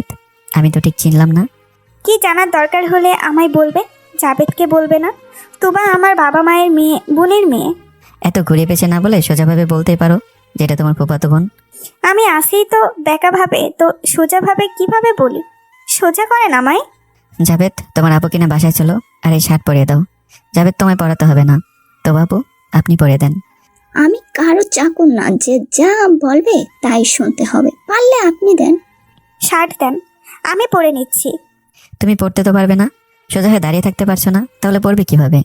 আমি বলেই তুমি রাগ দেখাও, তাই কষ্ট করে না হয় আমি পরে নিলাম। এতে আপনার আর কষ্ট করতে হবে না। কি হলো, শার্ট দেন। থাক, আমি পরিয়ে নিচ্ছি। এরপর শার্ট পরিয়ে দিলাম। এরপর রোজা বলল, আমরা যখন এসেছি তাহলে একটু সময় কাটিয়ে যাব, এখন যাব না আমরা। ওকে, এটা সম্ভব না, তোমার অসুখ হতে পারে ভিজে থাকলে, তাই বাসায় যাওয়া আমাদের উচিত। হলে হবে, তাতে আপনার কি? আমি আপনার কেউ না, তাই আপনার কিছু যায় আসে না। চুপচাপ বসে থাকো। আচ্ছা তোমরা জানলে কিভাবে আমি এখানে আছি? তোমার ফোনে কতগুলো কল করছি দেখো। তোমাকে না পেয়ে আমরা নদীতে ঘুরতে এলাম। কিছুক্ষণ ঘুরে এদিক দিয়ে যাচ্ছিলাম, তখন কপালে জোরে তোমায় আমি পেয়ে যাই। এরপর সবকিছু তুমিও জানো। দেখতে যখন পেয়েছো তাহলে আমাকে না ডেকে ওভাবে চমকে দাও, কি ঠিক হয়েছে? দোলা ভাই কাঁধে হাত আমি রাখছি। আপু, তোমায় অনেক ডাকছে, আমি তো শব্দ করে চমকে দিতে চাইছিলাম, কিন্তু আপু নিষেধ করে, তাই শুধু অন্যভাবে হাত রাখি। আর বাকিটা দোলা ভাই তুমিও জানো। জাবেদ, বেশি কথা বলবে না। আমি তোমার বোনের বিয়ে করা বোন না যে দুলা ভাই বলবে। আমি তোমার স্যার, তাই স্যার বলবে। কিসের স্যার? পড়ানো শেষ, স্যার ছাত্র সম্পর্ক এখানেই শেষ। এবার চলেন বাসায়। আচ্ছা চলেন, বলেই যে না যাওয়ার জন্য পা দিয়েছি, আর তোবা যা করলো তার জন্য আমি মোটেও প্রস্তুত ছিলাম না। এত কিসের তাড়াহুড়ো করছেন আপনি? এই ধাক্কা খেয়ে পড়ে থাকেন। তোবার ধাক্কাকে তাল সামলাতে না পেরে আমি রোজাকে নিয়ে পড়ে যাই।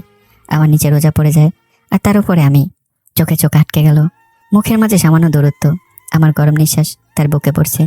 অনেক কষ্টে নিজেকে সামলে নিজে উঠতে যাব। এই, আপনার কি কিছু ফিনিক্স হচ্ছে না? আপনি কাপুরুষ নাকি যে এখনো কিছু করলেন না? আমি নিজেকে আর সামলাতে পারছি না, তার জন্য আগেই ক্ষমা চাচ্ছি। বলে জড়িয়ে ধরে কিস করতে লাগলো পাগলের মতো করে। আমি নিজেকে অনেক কষ্টে আটকে রাখছি, কিন্তু কিভাবে এই সমস্যা থেকে বের হবো বুঝতে পারছি না। কারণ আমি একজন পুরুষ, নিজেকে আর কতক্ষণ ধরে রাখবো। অনেক কষ্টে নিজেকে সর্বশক্তি দিয়ে রোজার থেকে ছাড়িয়ে নিলাম, আর তোবাকে ঠাস করে লাগিয়ে দিলাম। এই আপনার সমস্যাটা কি? হ্যাঁ, ধাক্কা দিলেন কেন? আপনার সমস্যা থাকলে বলেন, আমি চলে যাই। মানছি আমি ধাক্কা দিলাম, কিন্তু আপনারা তো ঠিক মজা করছিলেন। কই সেটা নিয়ে তো কথা বলছেন না। তোর সাহস হয় কি করে অশরীরে হাত তোলার? ভাবিস না তোকে অন্ধের মতো ভালোবাসি। আমার সামনে ওকে আর কখনো মারবি না। তোবা, একটা কথা মনে রেখো, তুমি যা করছো তার ফল এই দুনিয়ায় পেয়ে যাবে। আমি তোমার মামাতো বোনের সাথে কিছু করিনি, করেছি তোমার মামাতো বোন, আমি না। স্যার, আমি তোবা এবং রোজা আপুর হয়ে ক্ষমা চাচ্ছি, ক্ষমা করে দিও স্যার। আর বাসায় চলেন স্যার। তুই ওর কাছে ক্ষমা চাচ্ছিস? তোর সাথে আমি আর কখনোই কথা বলবো না। কি রে জাবেদ, তুই ওই ব্যাডার কাছে ক্ষমা চাচ্ছিস, যার নিজের ঠিক ঠিকানা নাই তার কাছে? তোমরা ভুলে যাবে না তিনি আমার স্যার, তাছাড়া আমার বন্ধু বটে, তাই আমি ক্ষমা চাচ্ছি। তো তোমাদের সমস্যা কই? 2 দিনের ছেলে তোর কাছে আপন হয়ে গেল, না জানি বিয়ে করলে বইয়ের কথায় উঠবস করিস। নিজে তো সোজা হয়ে চলতে পারবি না, দেখি তোকে বাসা পর্যন্ত কে নিয়ে যায়। আমি পারবো না, আমার দিকে তাকিয়ে লাভ হবে না, তুই অন্য কাউকে দেখ। তার কথায় আমি কোনো কান দিলাম না। আমি শুধু তাকিয়ে দেখি নদীর স্রোতের ঢেউগুলো কতই না সুন্দর লাগছে দেখতে। মনটা চাচ্ছে গিয়ে গোসল করি নদীতে, কিন্তু সন্ধ্যা হয়ে গেছে প্রায়।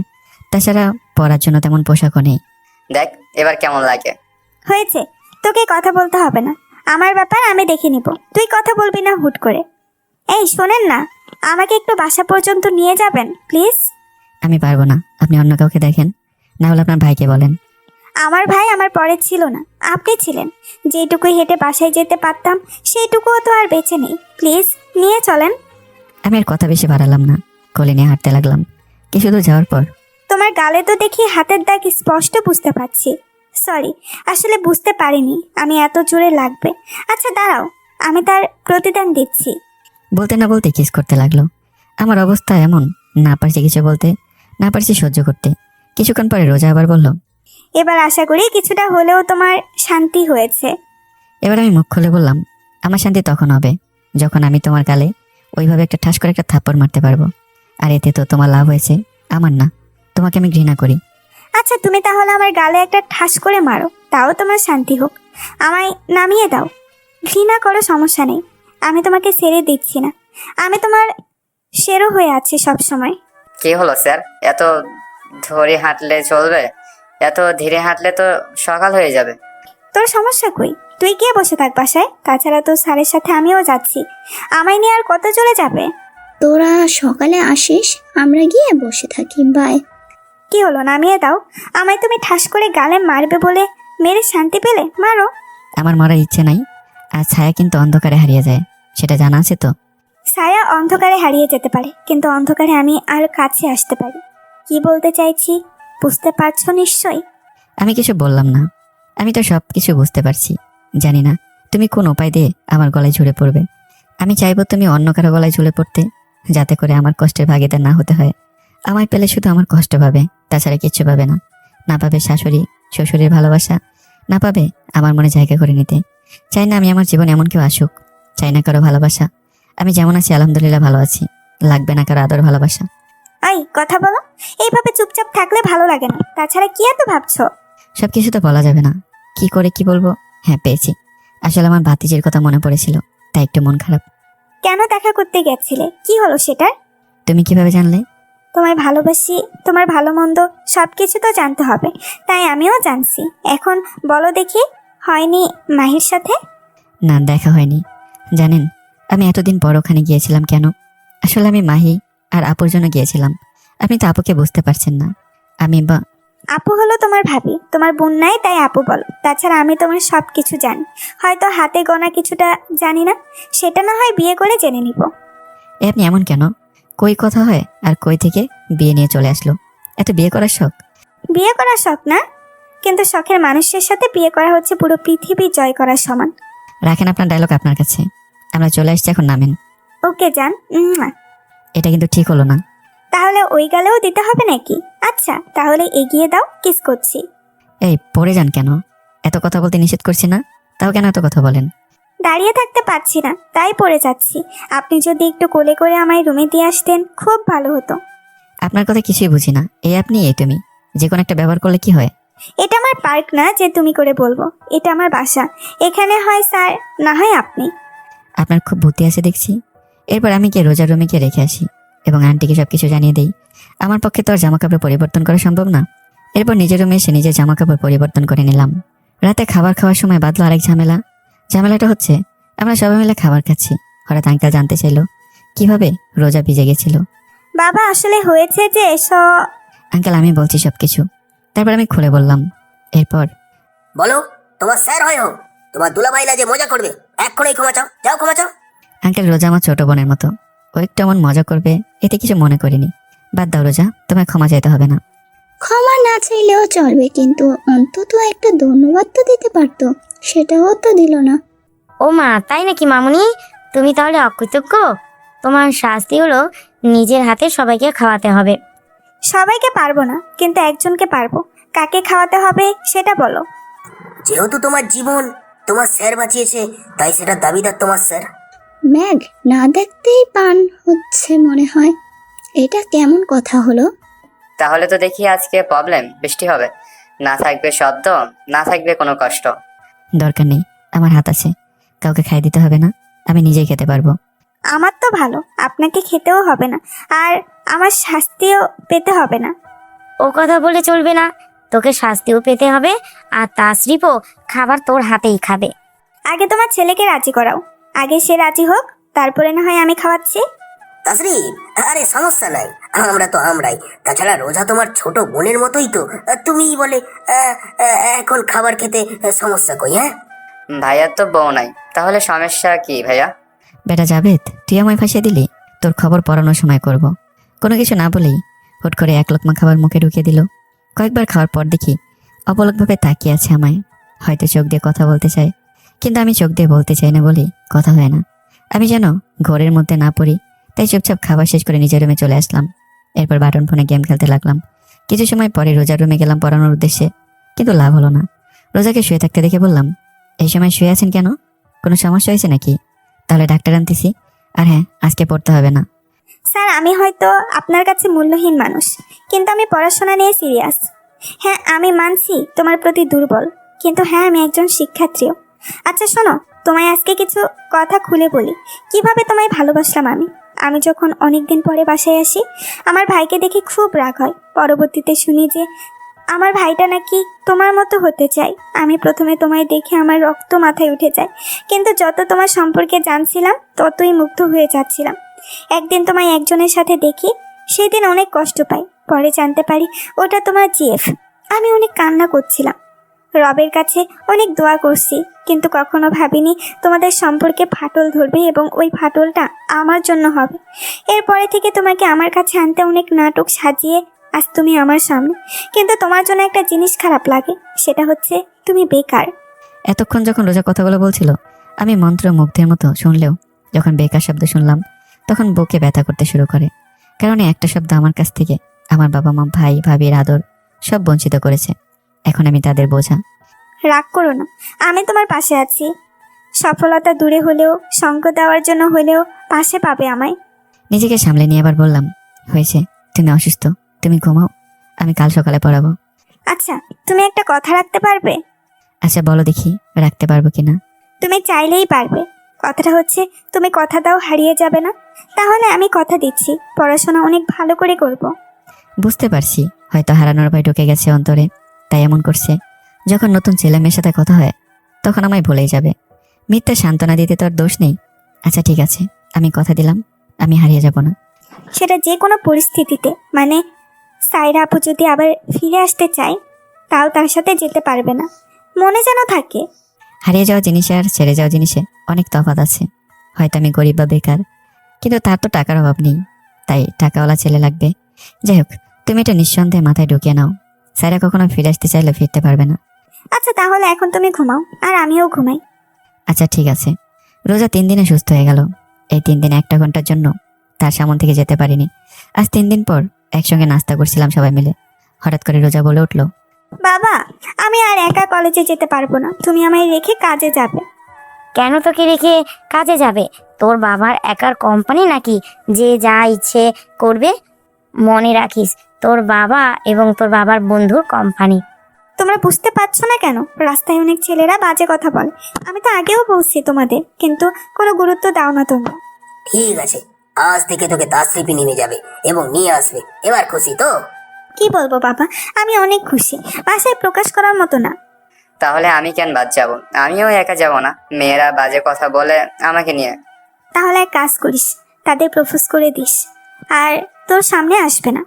জাবেদ, ওটা করার দরকার নেই, বিপরীতে হলে মারও পড়তে পারে পিঠে। ওই তুই কি কচি খোকা যে তোর সাথে স্কুলে যেতেও একটা লোক লাগবে? চুপচাপ খাওয়া শেষ করে স্কুলে চলে যা, আর রোজা তোরাও কলেজে চলে যা। আচ্ছা ঠিক আছে মা। আচ্ছা বাবা, তোমার কোনো পাঞ্জাবি ভালো আছে? থাকলে স্যারকে দেন, এই পোশাকে আমার বান্ধবীর সামনে নিয়ে যেতে পারবো না। এক কাজ কর, তোর কলেজ শেষ হলে মার্কেট করে নিয়ে আসিস তাসরিফের জন্য, সাথে ওকেও নিস। সেটা না হয় পরের কথা, কিন্তু কলেজে কি পরে যাবে সেটা মূল কথা। ও হ্যাঁ, আমি তো কয়েক মাস আগে একটা পাঞ্জাবি নিয়েছিলাম, ওটাই দিব। তাহলে সমস্যার সমাধান হয়ে গেছে। এখনই খাওয়া শেষ করে কলেজে যাও। আমার খাওয়া শেষ আর আমি পাঞ্জাবি বের করছি। স্যার তুমি আমার রুমে এসো খাওয়া শেষ করে। রোজা এই কথাটা বলেই চলে গেল। আমি কিছুটা খাওয়া শেষ করে তার রুমে চলে গেলাম, কারণ এখন আমি তাদের বাসায় থাকি। না বলার অধিকার এখন আমার নেই। আর আমি অতটা খারাপ না যে সবার মুখের উপর না বলবো। কিছুক্ষণ পরে রোজা রুমে চলে আসি। দেখো তো তোমার পছন্দ হয় নাকি? কেউ কিছু নিজের পছন্দ করে নিলে সেটা খারাপ বলার মতো শিক্ষা পাইনি। তাছাড়া পাঞ্জাবি কেন কিনছিলেন? গত ঈদে তোমাকে দিব বলে নিয়েছিলাম, কিন্তু তোমার উপর রাগ জমে থাকাই দিতে পারিনি। আর আমি জানতাম তুমি তখন দিলে জীবনেও নিতে না। জানি না আমার কপাল খারাপ নাকি তোমার কপাল ভালো।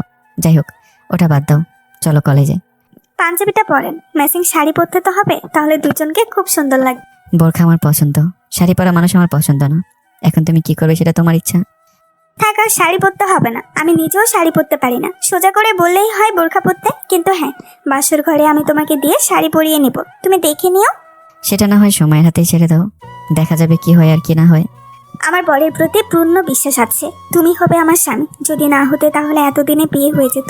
বর বাচ্চার বয়সও তো কম হলেও 5 বছরের হতো। থাক, তোমার সাথে কথা বলে পারবো না, চলো কলেজে দেরি হয়ে যাচ্ছে। এত পরে কি হবে, শেষে তো তোমার বাসায় থালা বাসনই মাজতে হবে। তাহলে আজ থেকে নিজের বাসায় শুরু করে দাও, পড়াশোনা বাদ দিয়ে।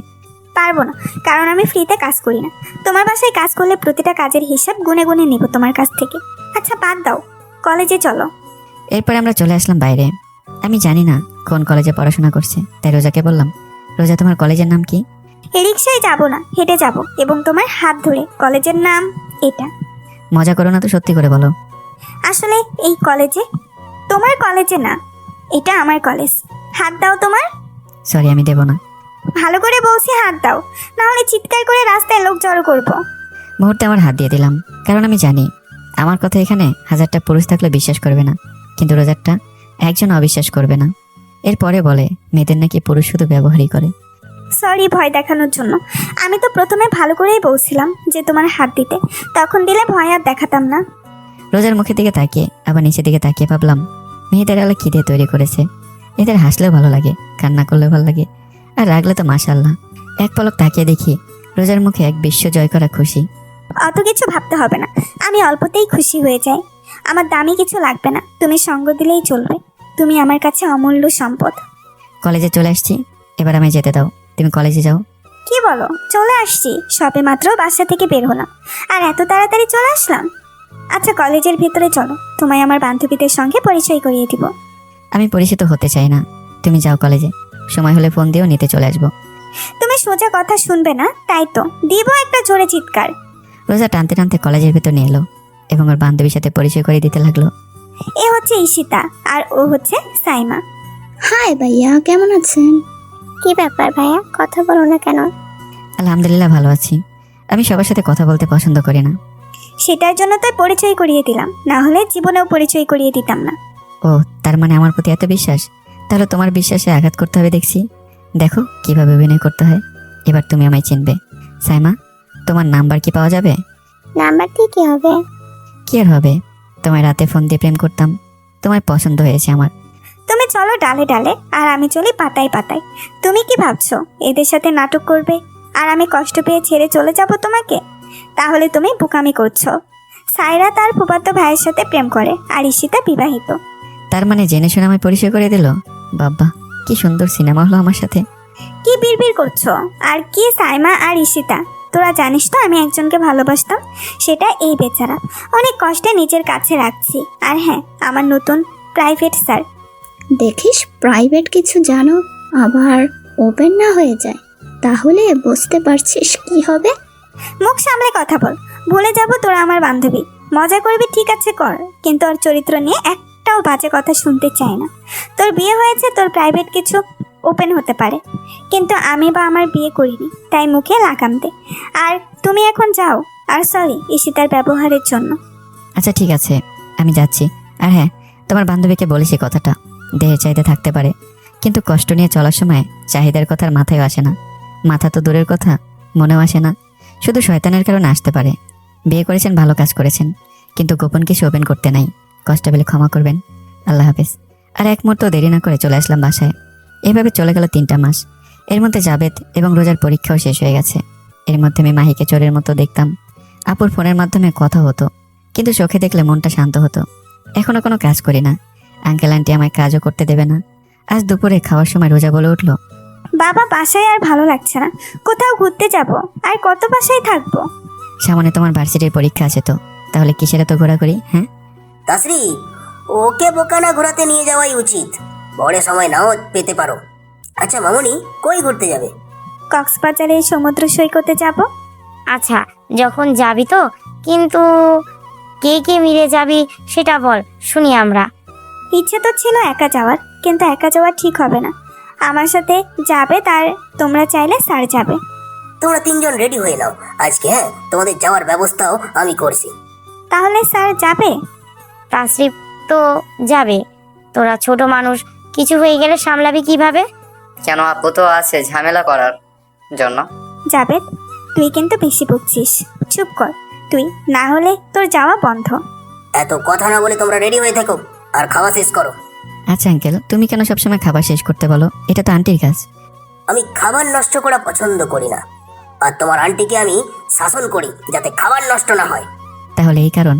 এরপরে খাওয়া দাওয়া শেষ করে যে যার মতো ব্যাগ গোছাতে ব্যস্ত হয়ে গেল। আমি ঘুমাতে ব্যস্ত হয়ে গেলাম। দিলাম একটা ঘুম। কিছু সময় পরে বুকে ভারী কিছু লাগে, তাই চোখ খুলে তাকিয়ে ভয় লাফ দিয়ে উঠে বসি। আর রোজা তাল সামলাতে না পেরে আমায় জোর করে ধরে নিচে পড়ে যায়। আমি কিছু বোঝার আগেই চারটো ট্যাগ করে দেয়। কোনো মতে নিজেকে ছাড়িয়ে নিলাম। এত ইগো থাকা ভালো না, সুযোগ কাজে লাগাতে হয়, বারবার সুযোগ আসে না। দেখো, তুমি যদি আর কখন আমার সাথে এমন ব্যবহার করো তো আমি চলে যাব কোনো কথা ছাড়াই। আচ্ছা, এবারের মতো ক্ষমা করে দিও, আর করবো না এমন ব্যবহার। তোমাকে দেখলে নিজেকে ধরে রাখতে পারি না তো কি করব বলো? পাগলামো করতে হবে না। যদি কেউ দেখে ফেলে কিভাবে নেবে আমাদের? আমার মতো করে নিবে বর বউ। রোজা লজ্জায় ঘর থেকে বেরিয়ে গেল। আর আমি ভাবলাম, বেটির লজ্জা আছে তাহলে বেশি পাকা ভালো না। আমাদের মাঝে কোনো সম্পর্ক নেই, তুমি তোমার মতো চলো।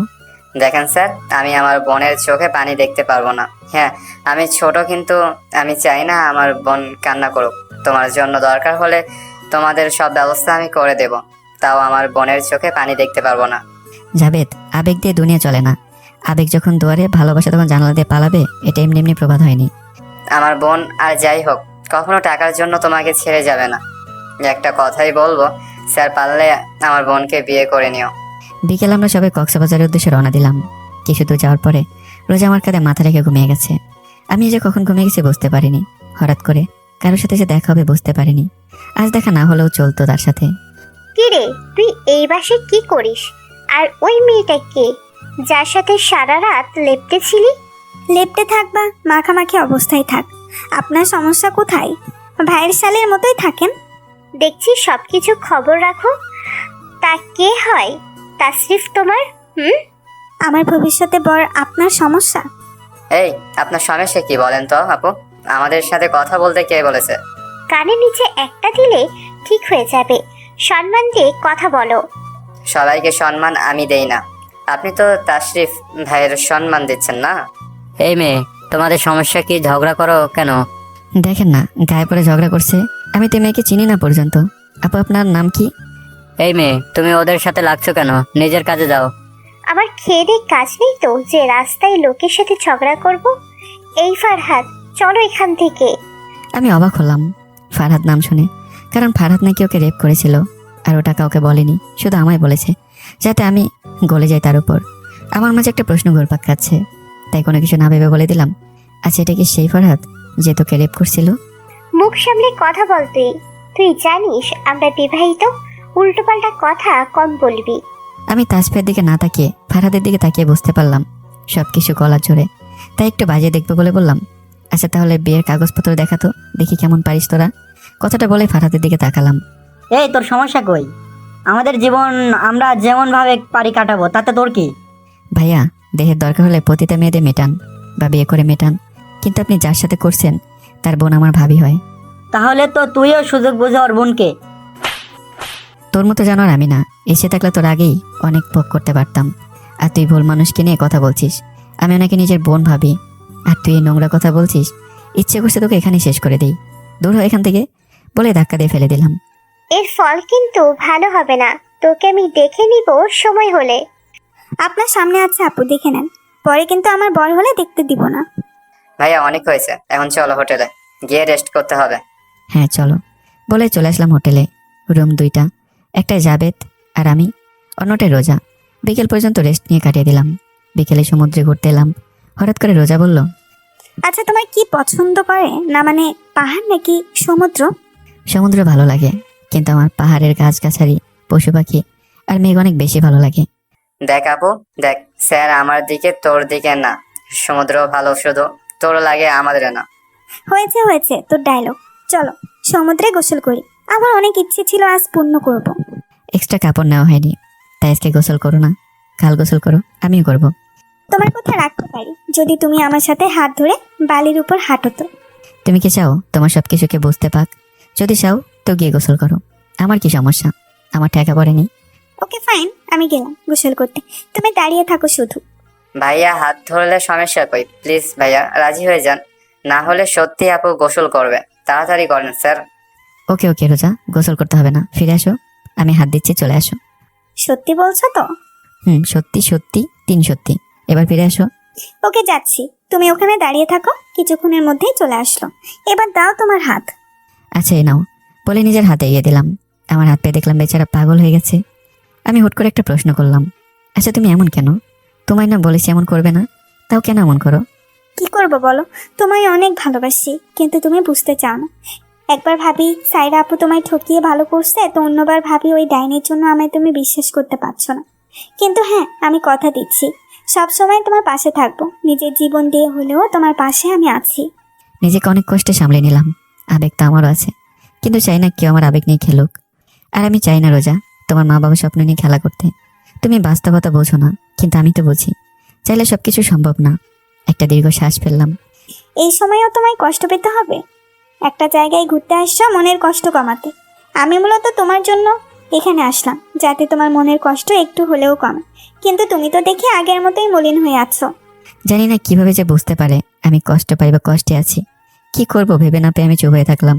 ধুর আপু, আর মানুষ পাসনি প্রেম করার? এই খাটাস মানুষকে দিয়ে প্রেম হবে না, অন্য কাউকে দেখ। বেশি বলে ফেলছিস তুই। আমাদের মাঝে কেউ আসলে তাকে ছেড়ে কথা বলবো না, সেটা যদি আমার মা বাবাও হয় তাও ছাড় দিব না। রোজা, জাবেদ তোমার আপন ছোট ভাই, তার সাথে এমন ব্যবহার করা ঠিক না। আর আমি হলাম পর, আমাকে আপন ভাবা হচ্ছে তোমার বোকামি। সেটা আমার বোকামি হোক বা না হোক, কিন্তু শেষ নিঃশ্বাস পর্যন্ত একটা মেয়ের সঙ্গ তার স্বামীদের মা বাবা না তিতা হলেও এটাই সত্যি। আচ্ছা ঠিক আছে, তোমার সব কথা ঠিক, আমারই ভুল, এখন এনজয় করো। ধুর, আমার আর ভাল লাগে না। কেন, তোর আবার কি হলো? তোরা রোমান্স করছিস, হ্যাঁ আমি দর্শক হয়ে দেখছি, আমারও তো মন বলে কিছু আছে নাকি। হিংসা করবি না, তোর নজর লাগতে পারে। চুপচাপ সব দেখবি, বাট খারাপ ভাববি না, ওকে? তাছাড়া কি বা করবো, যতই হোক তুই আমার মায়ের একমাত্র মেয়ে, আমার বড় বোন। এই তোমাদের ঝগড়া রাখো, আর সমুদ্রের দিকে তাকিয়ে দেখো কত সুন্দর সূর্য অস্ত যাচ্ছে। কি সুন্দর রক্ত লাল বর্ণ ধারণ করেছে, পানিতে তার প্রতি ছবিও দেখা যাচ্ছে। ওটা চাইতে তুমি আমার কাছে বেশি কিছু, আমার লাগবে না, আমি তোমায় দেখি। আপু, দুলাভাই হারিয়ে যাবে না, কিন্তু সূর্য একটু পরে আর দেখতে পারবি না। সূর্য অস্ত যাচ্ছে, এটা দেখ। রোজা তোমার হাত দাও, আমি ধরছি, তাও আমার দিকে না তাকিয়ে সূর্য অস্ত যাচ্ছে সেটা দেখো। সরি, আমি তোমাকেই দেখবো, সূর্যাস্ত যাচ্ছে তাতে কিছু যায় আসে না। হ্যাঁ, তবে যদি একটা কথা রাখতে পারো তো দেখতে পারি। বুঝতে পারছি, বলে কোলে তুলে নিলাম। নিতেই রোজা সূর্য অস্ত যাওয়া দেখছে আর বলল, ইস, যদি প্রতিদিন এইভাবে কেউ সূর্যাস্ত যাওয়া কোলে করে নিয়ে দেখাতো কতই না ভালো হতো। যাবে এখানে আছে, ভুলে যাবেন না। তাছাড়া আমি আপনার বিয়ে করা বোন না যে আপনার সব কথা মানতে হবে। বলে কোল থেকে নামিয়ে দিলাম। আস্তে রাখেন ভাইয়া, পায়ে লাগার বারের মতো সমস্যা হলে কোলে করে রুমে নিয়ে যেতে হবে। তুই তো ভালো বুদ্ধি দিলি। রোজা ফাজলামো করো না, তুমি না বলছো আমার কষ্ট যাতে না হয় তাই এখানে এলে, তাহলে আমাকে কষ্ট দিচ্ছ কেন? সরি, আসলে বুঝতে পারিনি এতে তোমার কষ্ট হবে। আর হ্যাঁ, আর কোনো কিছুতে জোর করবো না, এখানে তোমার ইচ্ছা মতো চলতে পারো, কিন্তু একটা শর্ত আছে, আজ রাতে আমার সাথে সমুদ্রে ঘুরতে যেতে হবে। এই পাগল নাকি? জিনের পাল্লায় পড়লে আর রক্ষা নেই, দরকার নেই, আমি রাজি আছি। একটা রাত প্লিজ।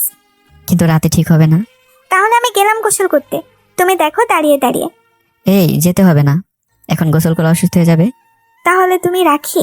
হ্যাঁ রাজি, এবার চলো, সন্ধ্যা হয়ে গেছে। এরপর সবাই হোটেলে ফিরে এলাম। এসে ফ্রেশ হয়ে খাওয়া দাওয়া শেষ করে আঙ্কেল আন্টির সাথে কথা বলে ঘুমাবো, হঠাৎই দরজায় ঠকঠক করলো কে যেন। কেউ পাশে, ওপাশ থেকে রোজা শব্দ করছে, এখন নাকি ঘুরতে যাবে। আচ্ছা দেরি করো, আসছি বলে আমি সবকিছু গুছিয়ে নিয়ে বেরিয়ে এলাম।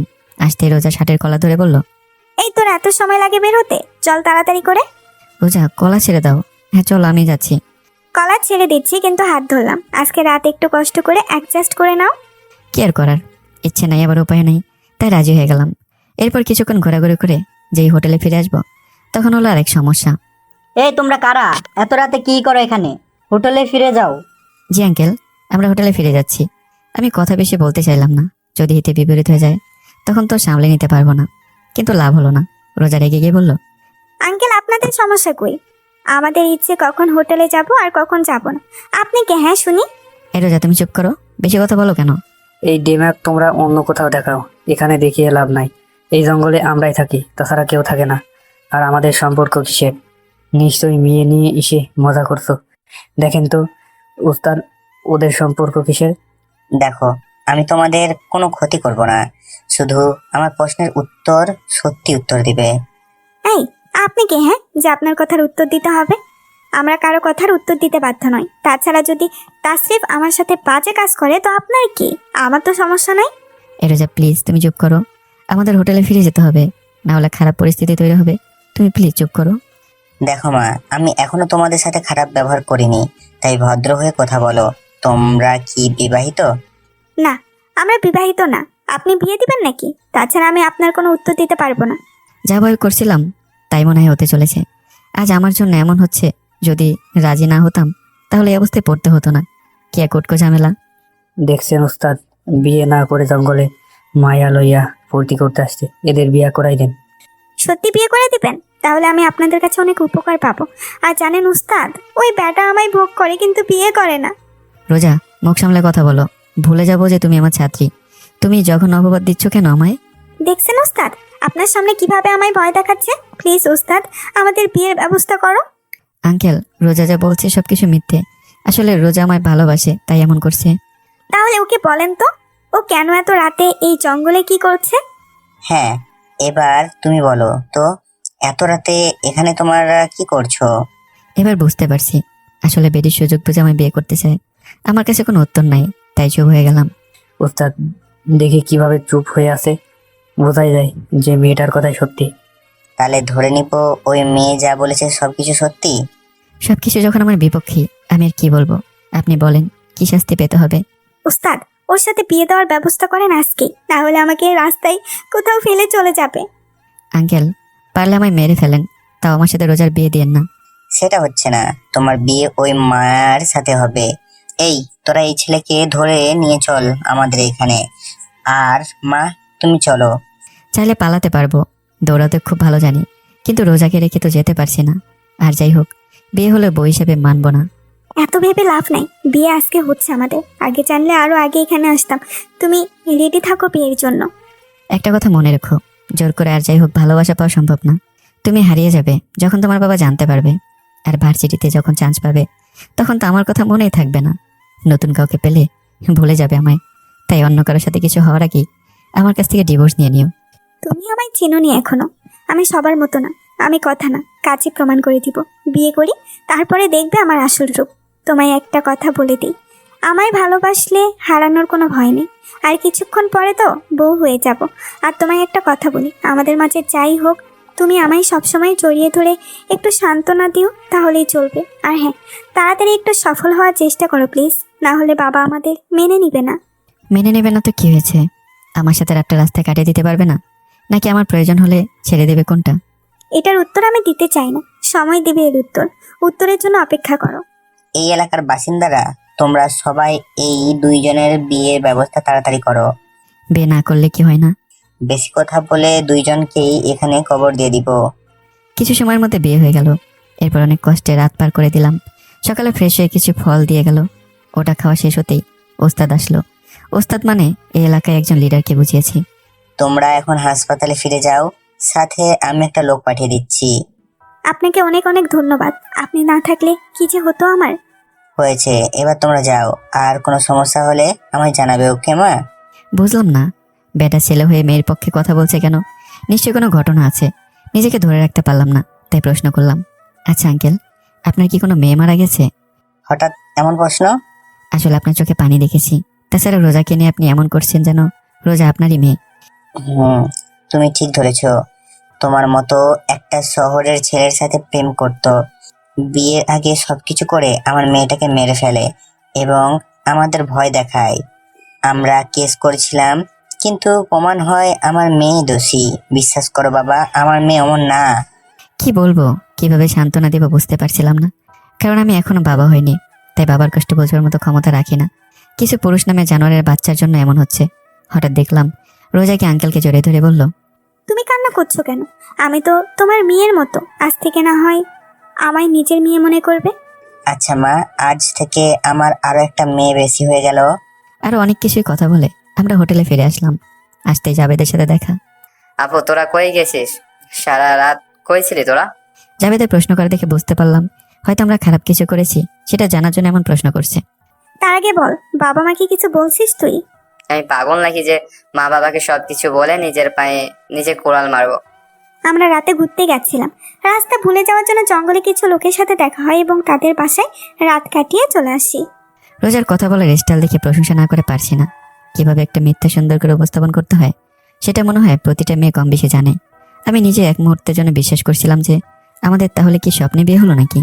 তুমি আবার এমন করে কি দেখো? জাবেদ ভাই আমার কিছু খাবার নিয়ে হয়, খুব ক্ষুধা লাগছে। আচ্ছা ভাইয়া, তুমি আর আপু গিয়ে ফ্রেশ হয়ে নিও, আমি কিন্তু খাবারের ব্যবস্থা করছি। ওগো প্রিয় তো স্বামী, একটা কিস করো না গো। ফালতু কথা রেখে ফ্রেশ হয়ে নাও, খাবার নিয়ে চলে আসবে। আর জাবেদকে তো সবকিছু খুলে বলতে পারতে, মিথ্যা কেন বললে? যাতে সময় বুঝে তোমার সাথে সম্পর্ক নষ্ট করতে পারি। কি এটা ভাবছো? আরে বোকা, সবাই জেনে গেলে প্রেম করব কিভাবে, তাই মিথ্যা বললাম। বলে যে আমি বেকার, কোনো কাজ করি না, তাই জাবেদকে সবকিছু বলবে না, যাতে সময় মতো সবকিছু অস্বীকার করতে অসুবিধা না হয় তাই। তোমার যা ইচ্ছা ভাবতে পারো, সবকিছু গুছিয়ে রাখবো। আজকে বিকেলে না, দুপুরে বাসায় যাব। কি বলো তুমি? বাসায় যাব, আবার কি বললাম? থাক আর নাটক করতে হবে না, ফ্রেশ হয়ে নাও। এরপর ফ্রেশ হয়ে নিলাম। যাবে তো নাস্তার ব্যবস্থা করে চলে আসলো। সবাই মিলে নাস্তা করলাম, কোনো মতো দুপুর পর্যন্ত সময় কাটালাম। এরপর বাসার উদ্দেশ্যে রওনা দিলাম। সে আগের মতোই বাসে বসছি, পাশে যে রোজা আর তার পাশে জাবেদ। রাতের মধ্যে বাসায় চলে আসলাম। ক্লান্ত শরীরে কোনো রকম নিজের রুমে গিয়ে শুয়ে পড়লাম। আসার আগে কিছু খেয়ে রুমে আসছি। আঙ্কেল আন্টির সাথে কথা বলেছি, নিজেকে বিলিয়ে দিলাম খাটে। ঘুমিয়ে গেছি কখন বুঝতে পারিনি। গভীর রাতে বুকে ভার কিছু অনুভব করলাম। চোখ খুলে দেখি রোজা আমার বুকে মাথা রেখে ঘুমিয়ে গেছে। আমি রোজাকে তুলতেই যাব, হঠাৎ তার মুখের দিকে তাকিয়ে আমার চোখ আটকে গেল। এলোমেলো চুলের মাঝে তার মায়া জড়ানো দুইটা চোখ, চোখে তাকিয়ে শুধু দেখতেই মন চায়। তার ঠোঁট দুইটা এতটা আকর্ষণ করলো যে নিজেকে সামলে রাখতে আমি ব্যস্ত। কিছু না ভেবে কিস করে বসলাম। কিস করে নিজেকে সামলে নিয়ে রোজার ঘুম ভাঙালাম। কি হলো এটা? তুমি আমার ঘুম ভেঙে দিলে কেন? দেখো, এইভাবে ঘুমানো উচিত না, কেউ দেখলে সমস্যা হবে। তখন কি হবে ভেবেছো? কি সমস্যা হবে? আজব তো, আমরা বিবাহিত, আমরা একসঙ্গে ঘুমাতেই পারি, ইচ্ছে করলে ওগুলো করতে পারি, তোমার সমস্যা কই? মানছি আমরা বিবাহিত, কিন্তু এটা তো তোমার মা বাবা জানে না। জানলে কি হবে ভেবেছো? এক মিনিট, তোমার ঠোঁটে আমার ঠোঁটে লিপস্টিক কি করছে? তার মানে তুমি কিস করছো আমায়? না মানে মানে না, আমার ঠেকা পড়েনি তোমাকে কিস করতে হবে। কিস করলে স্বীকার করতে দোষ কি? বউ তোমার, তুমি না করলে কে করবে? আচ্ছা ওটা বাদ দাও, আমায় জড়িয়ে ধরে ঘুমাও। ধরা যখন পড়ে গেছি তো আরো একটা কিস করলে সমস্যা কোথায়? এতদিনে তাহলে সুবুদ্ধি হয়েছে তোমার। আচ্ছা আসো দেখি কে পারে কিস করতে। এই না না না, ওটা মজা করে বলছি। আর হ্যাঁ, আমায় জড়িয়ে ধরে ঘুমাবে, কিন্তু ঘুমানোর আগে জানাবে তো। প্লিজ কথা বলো না। আচ্ছা বাবা, বলে পরম যত্নে ওকে বুকে জড়িয়ে ধরলাম। আর বুকে জড়িয়ে ধরতেই যে এমন কিছু ঘটে যাবে যেটা কল্পনাও করিনি। তো বলো তো বন্ধুরা, কি হয়েছে? গেস করো আর কমেন্ট করে জানাও। বাকিটা জানতে পরের পর্ব অপেক্ষা করতে হবে। তো গল্পটা কেমন হয়েছে অবশ্যই জানাবে।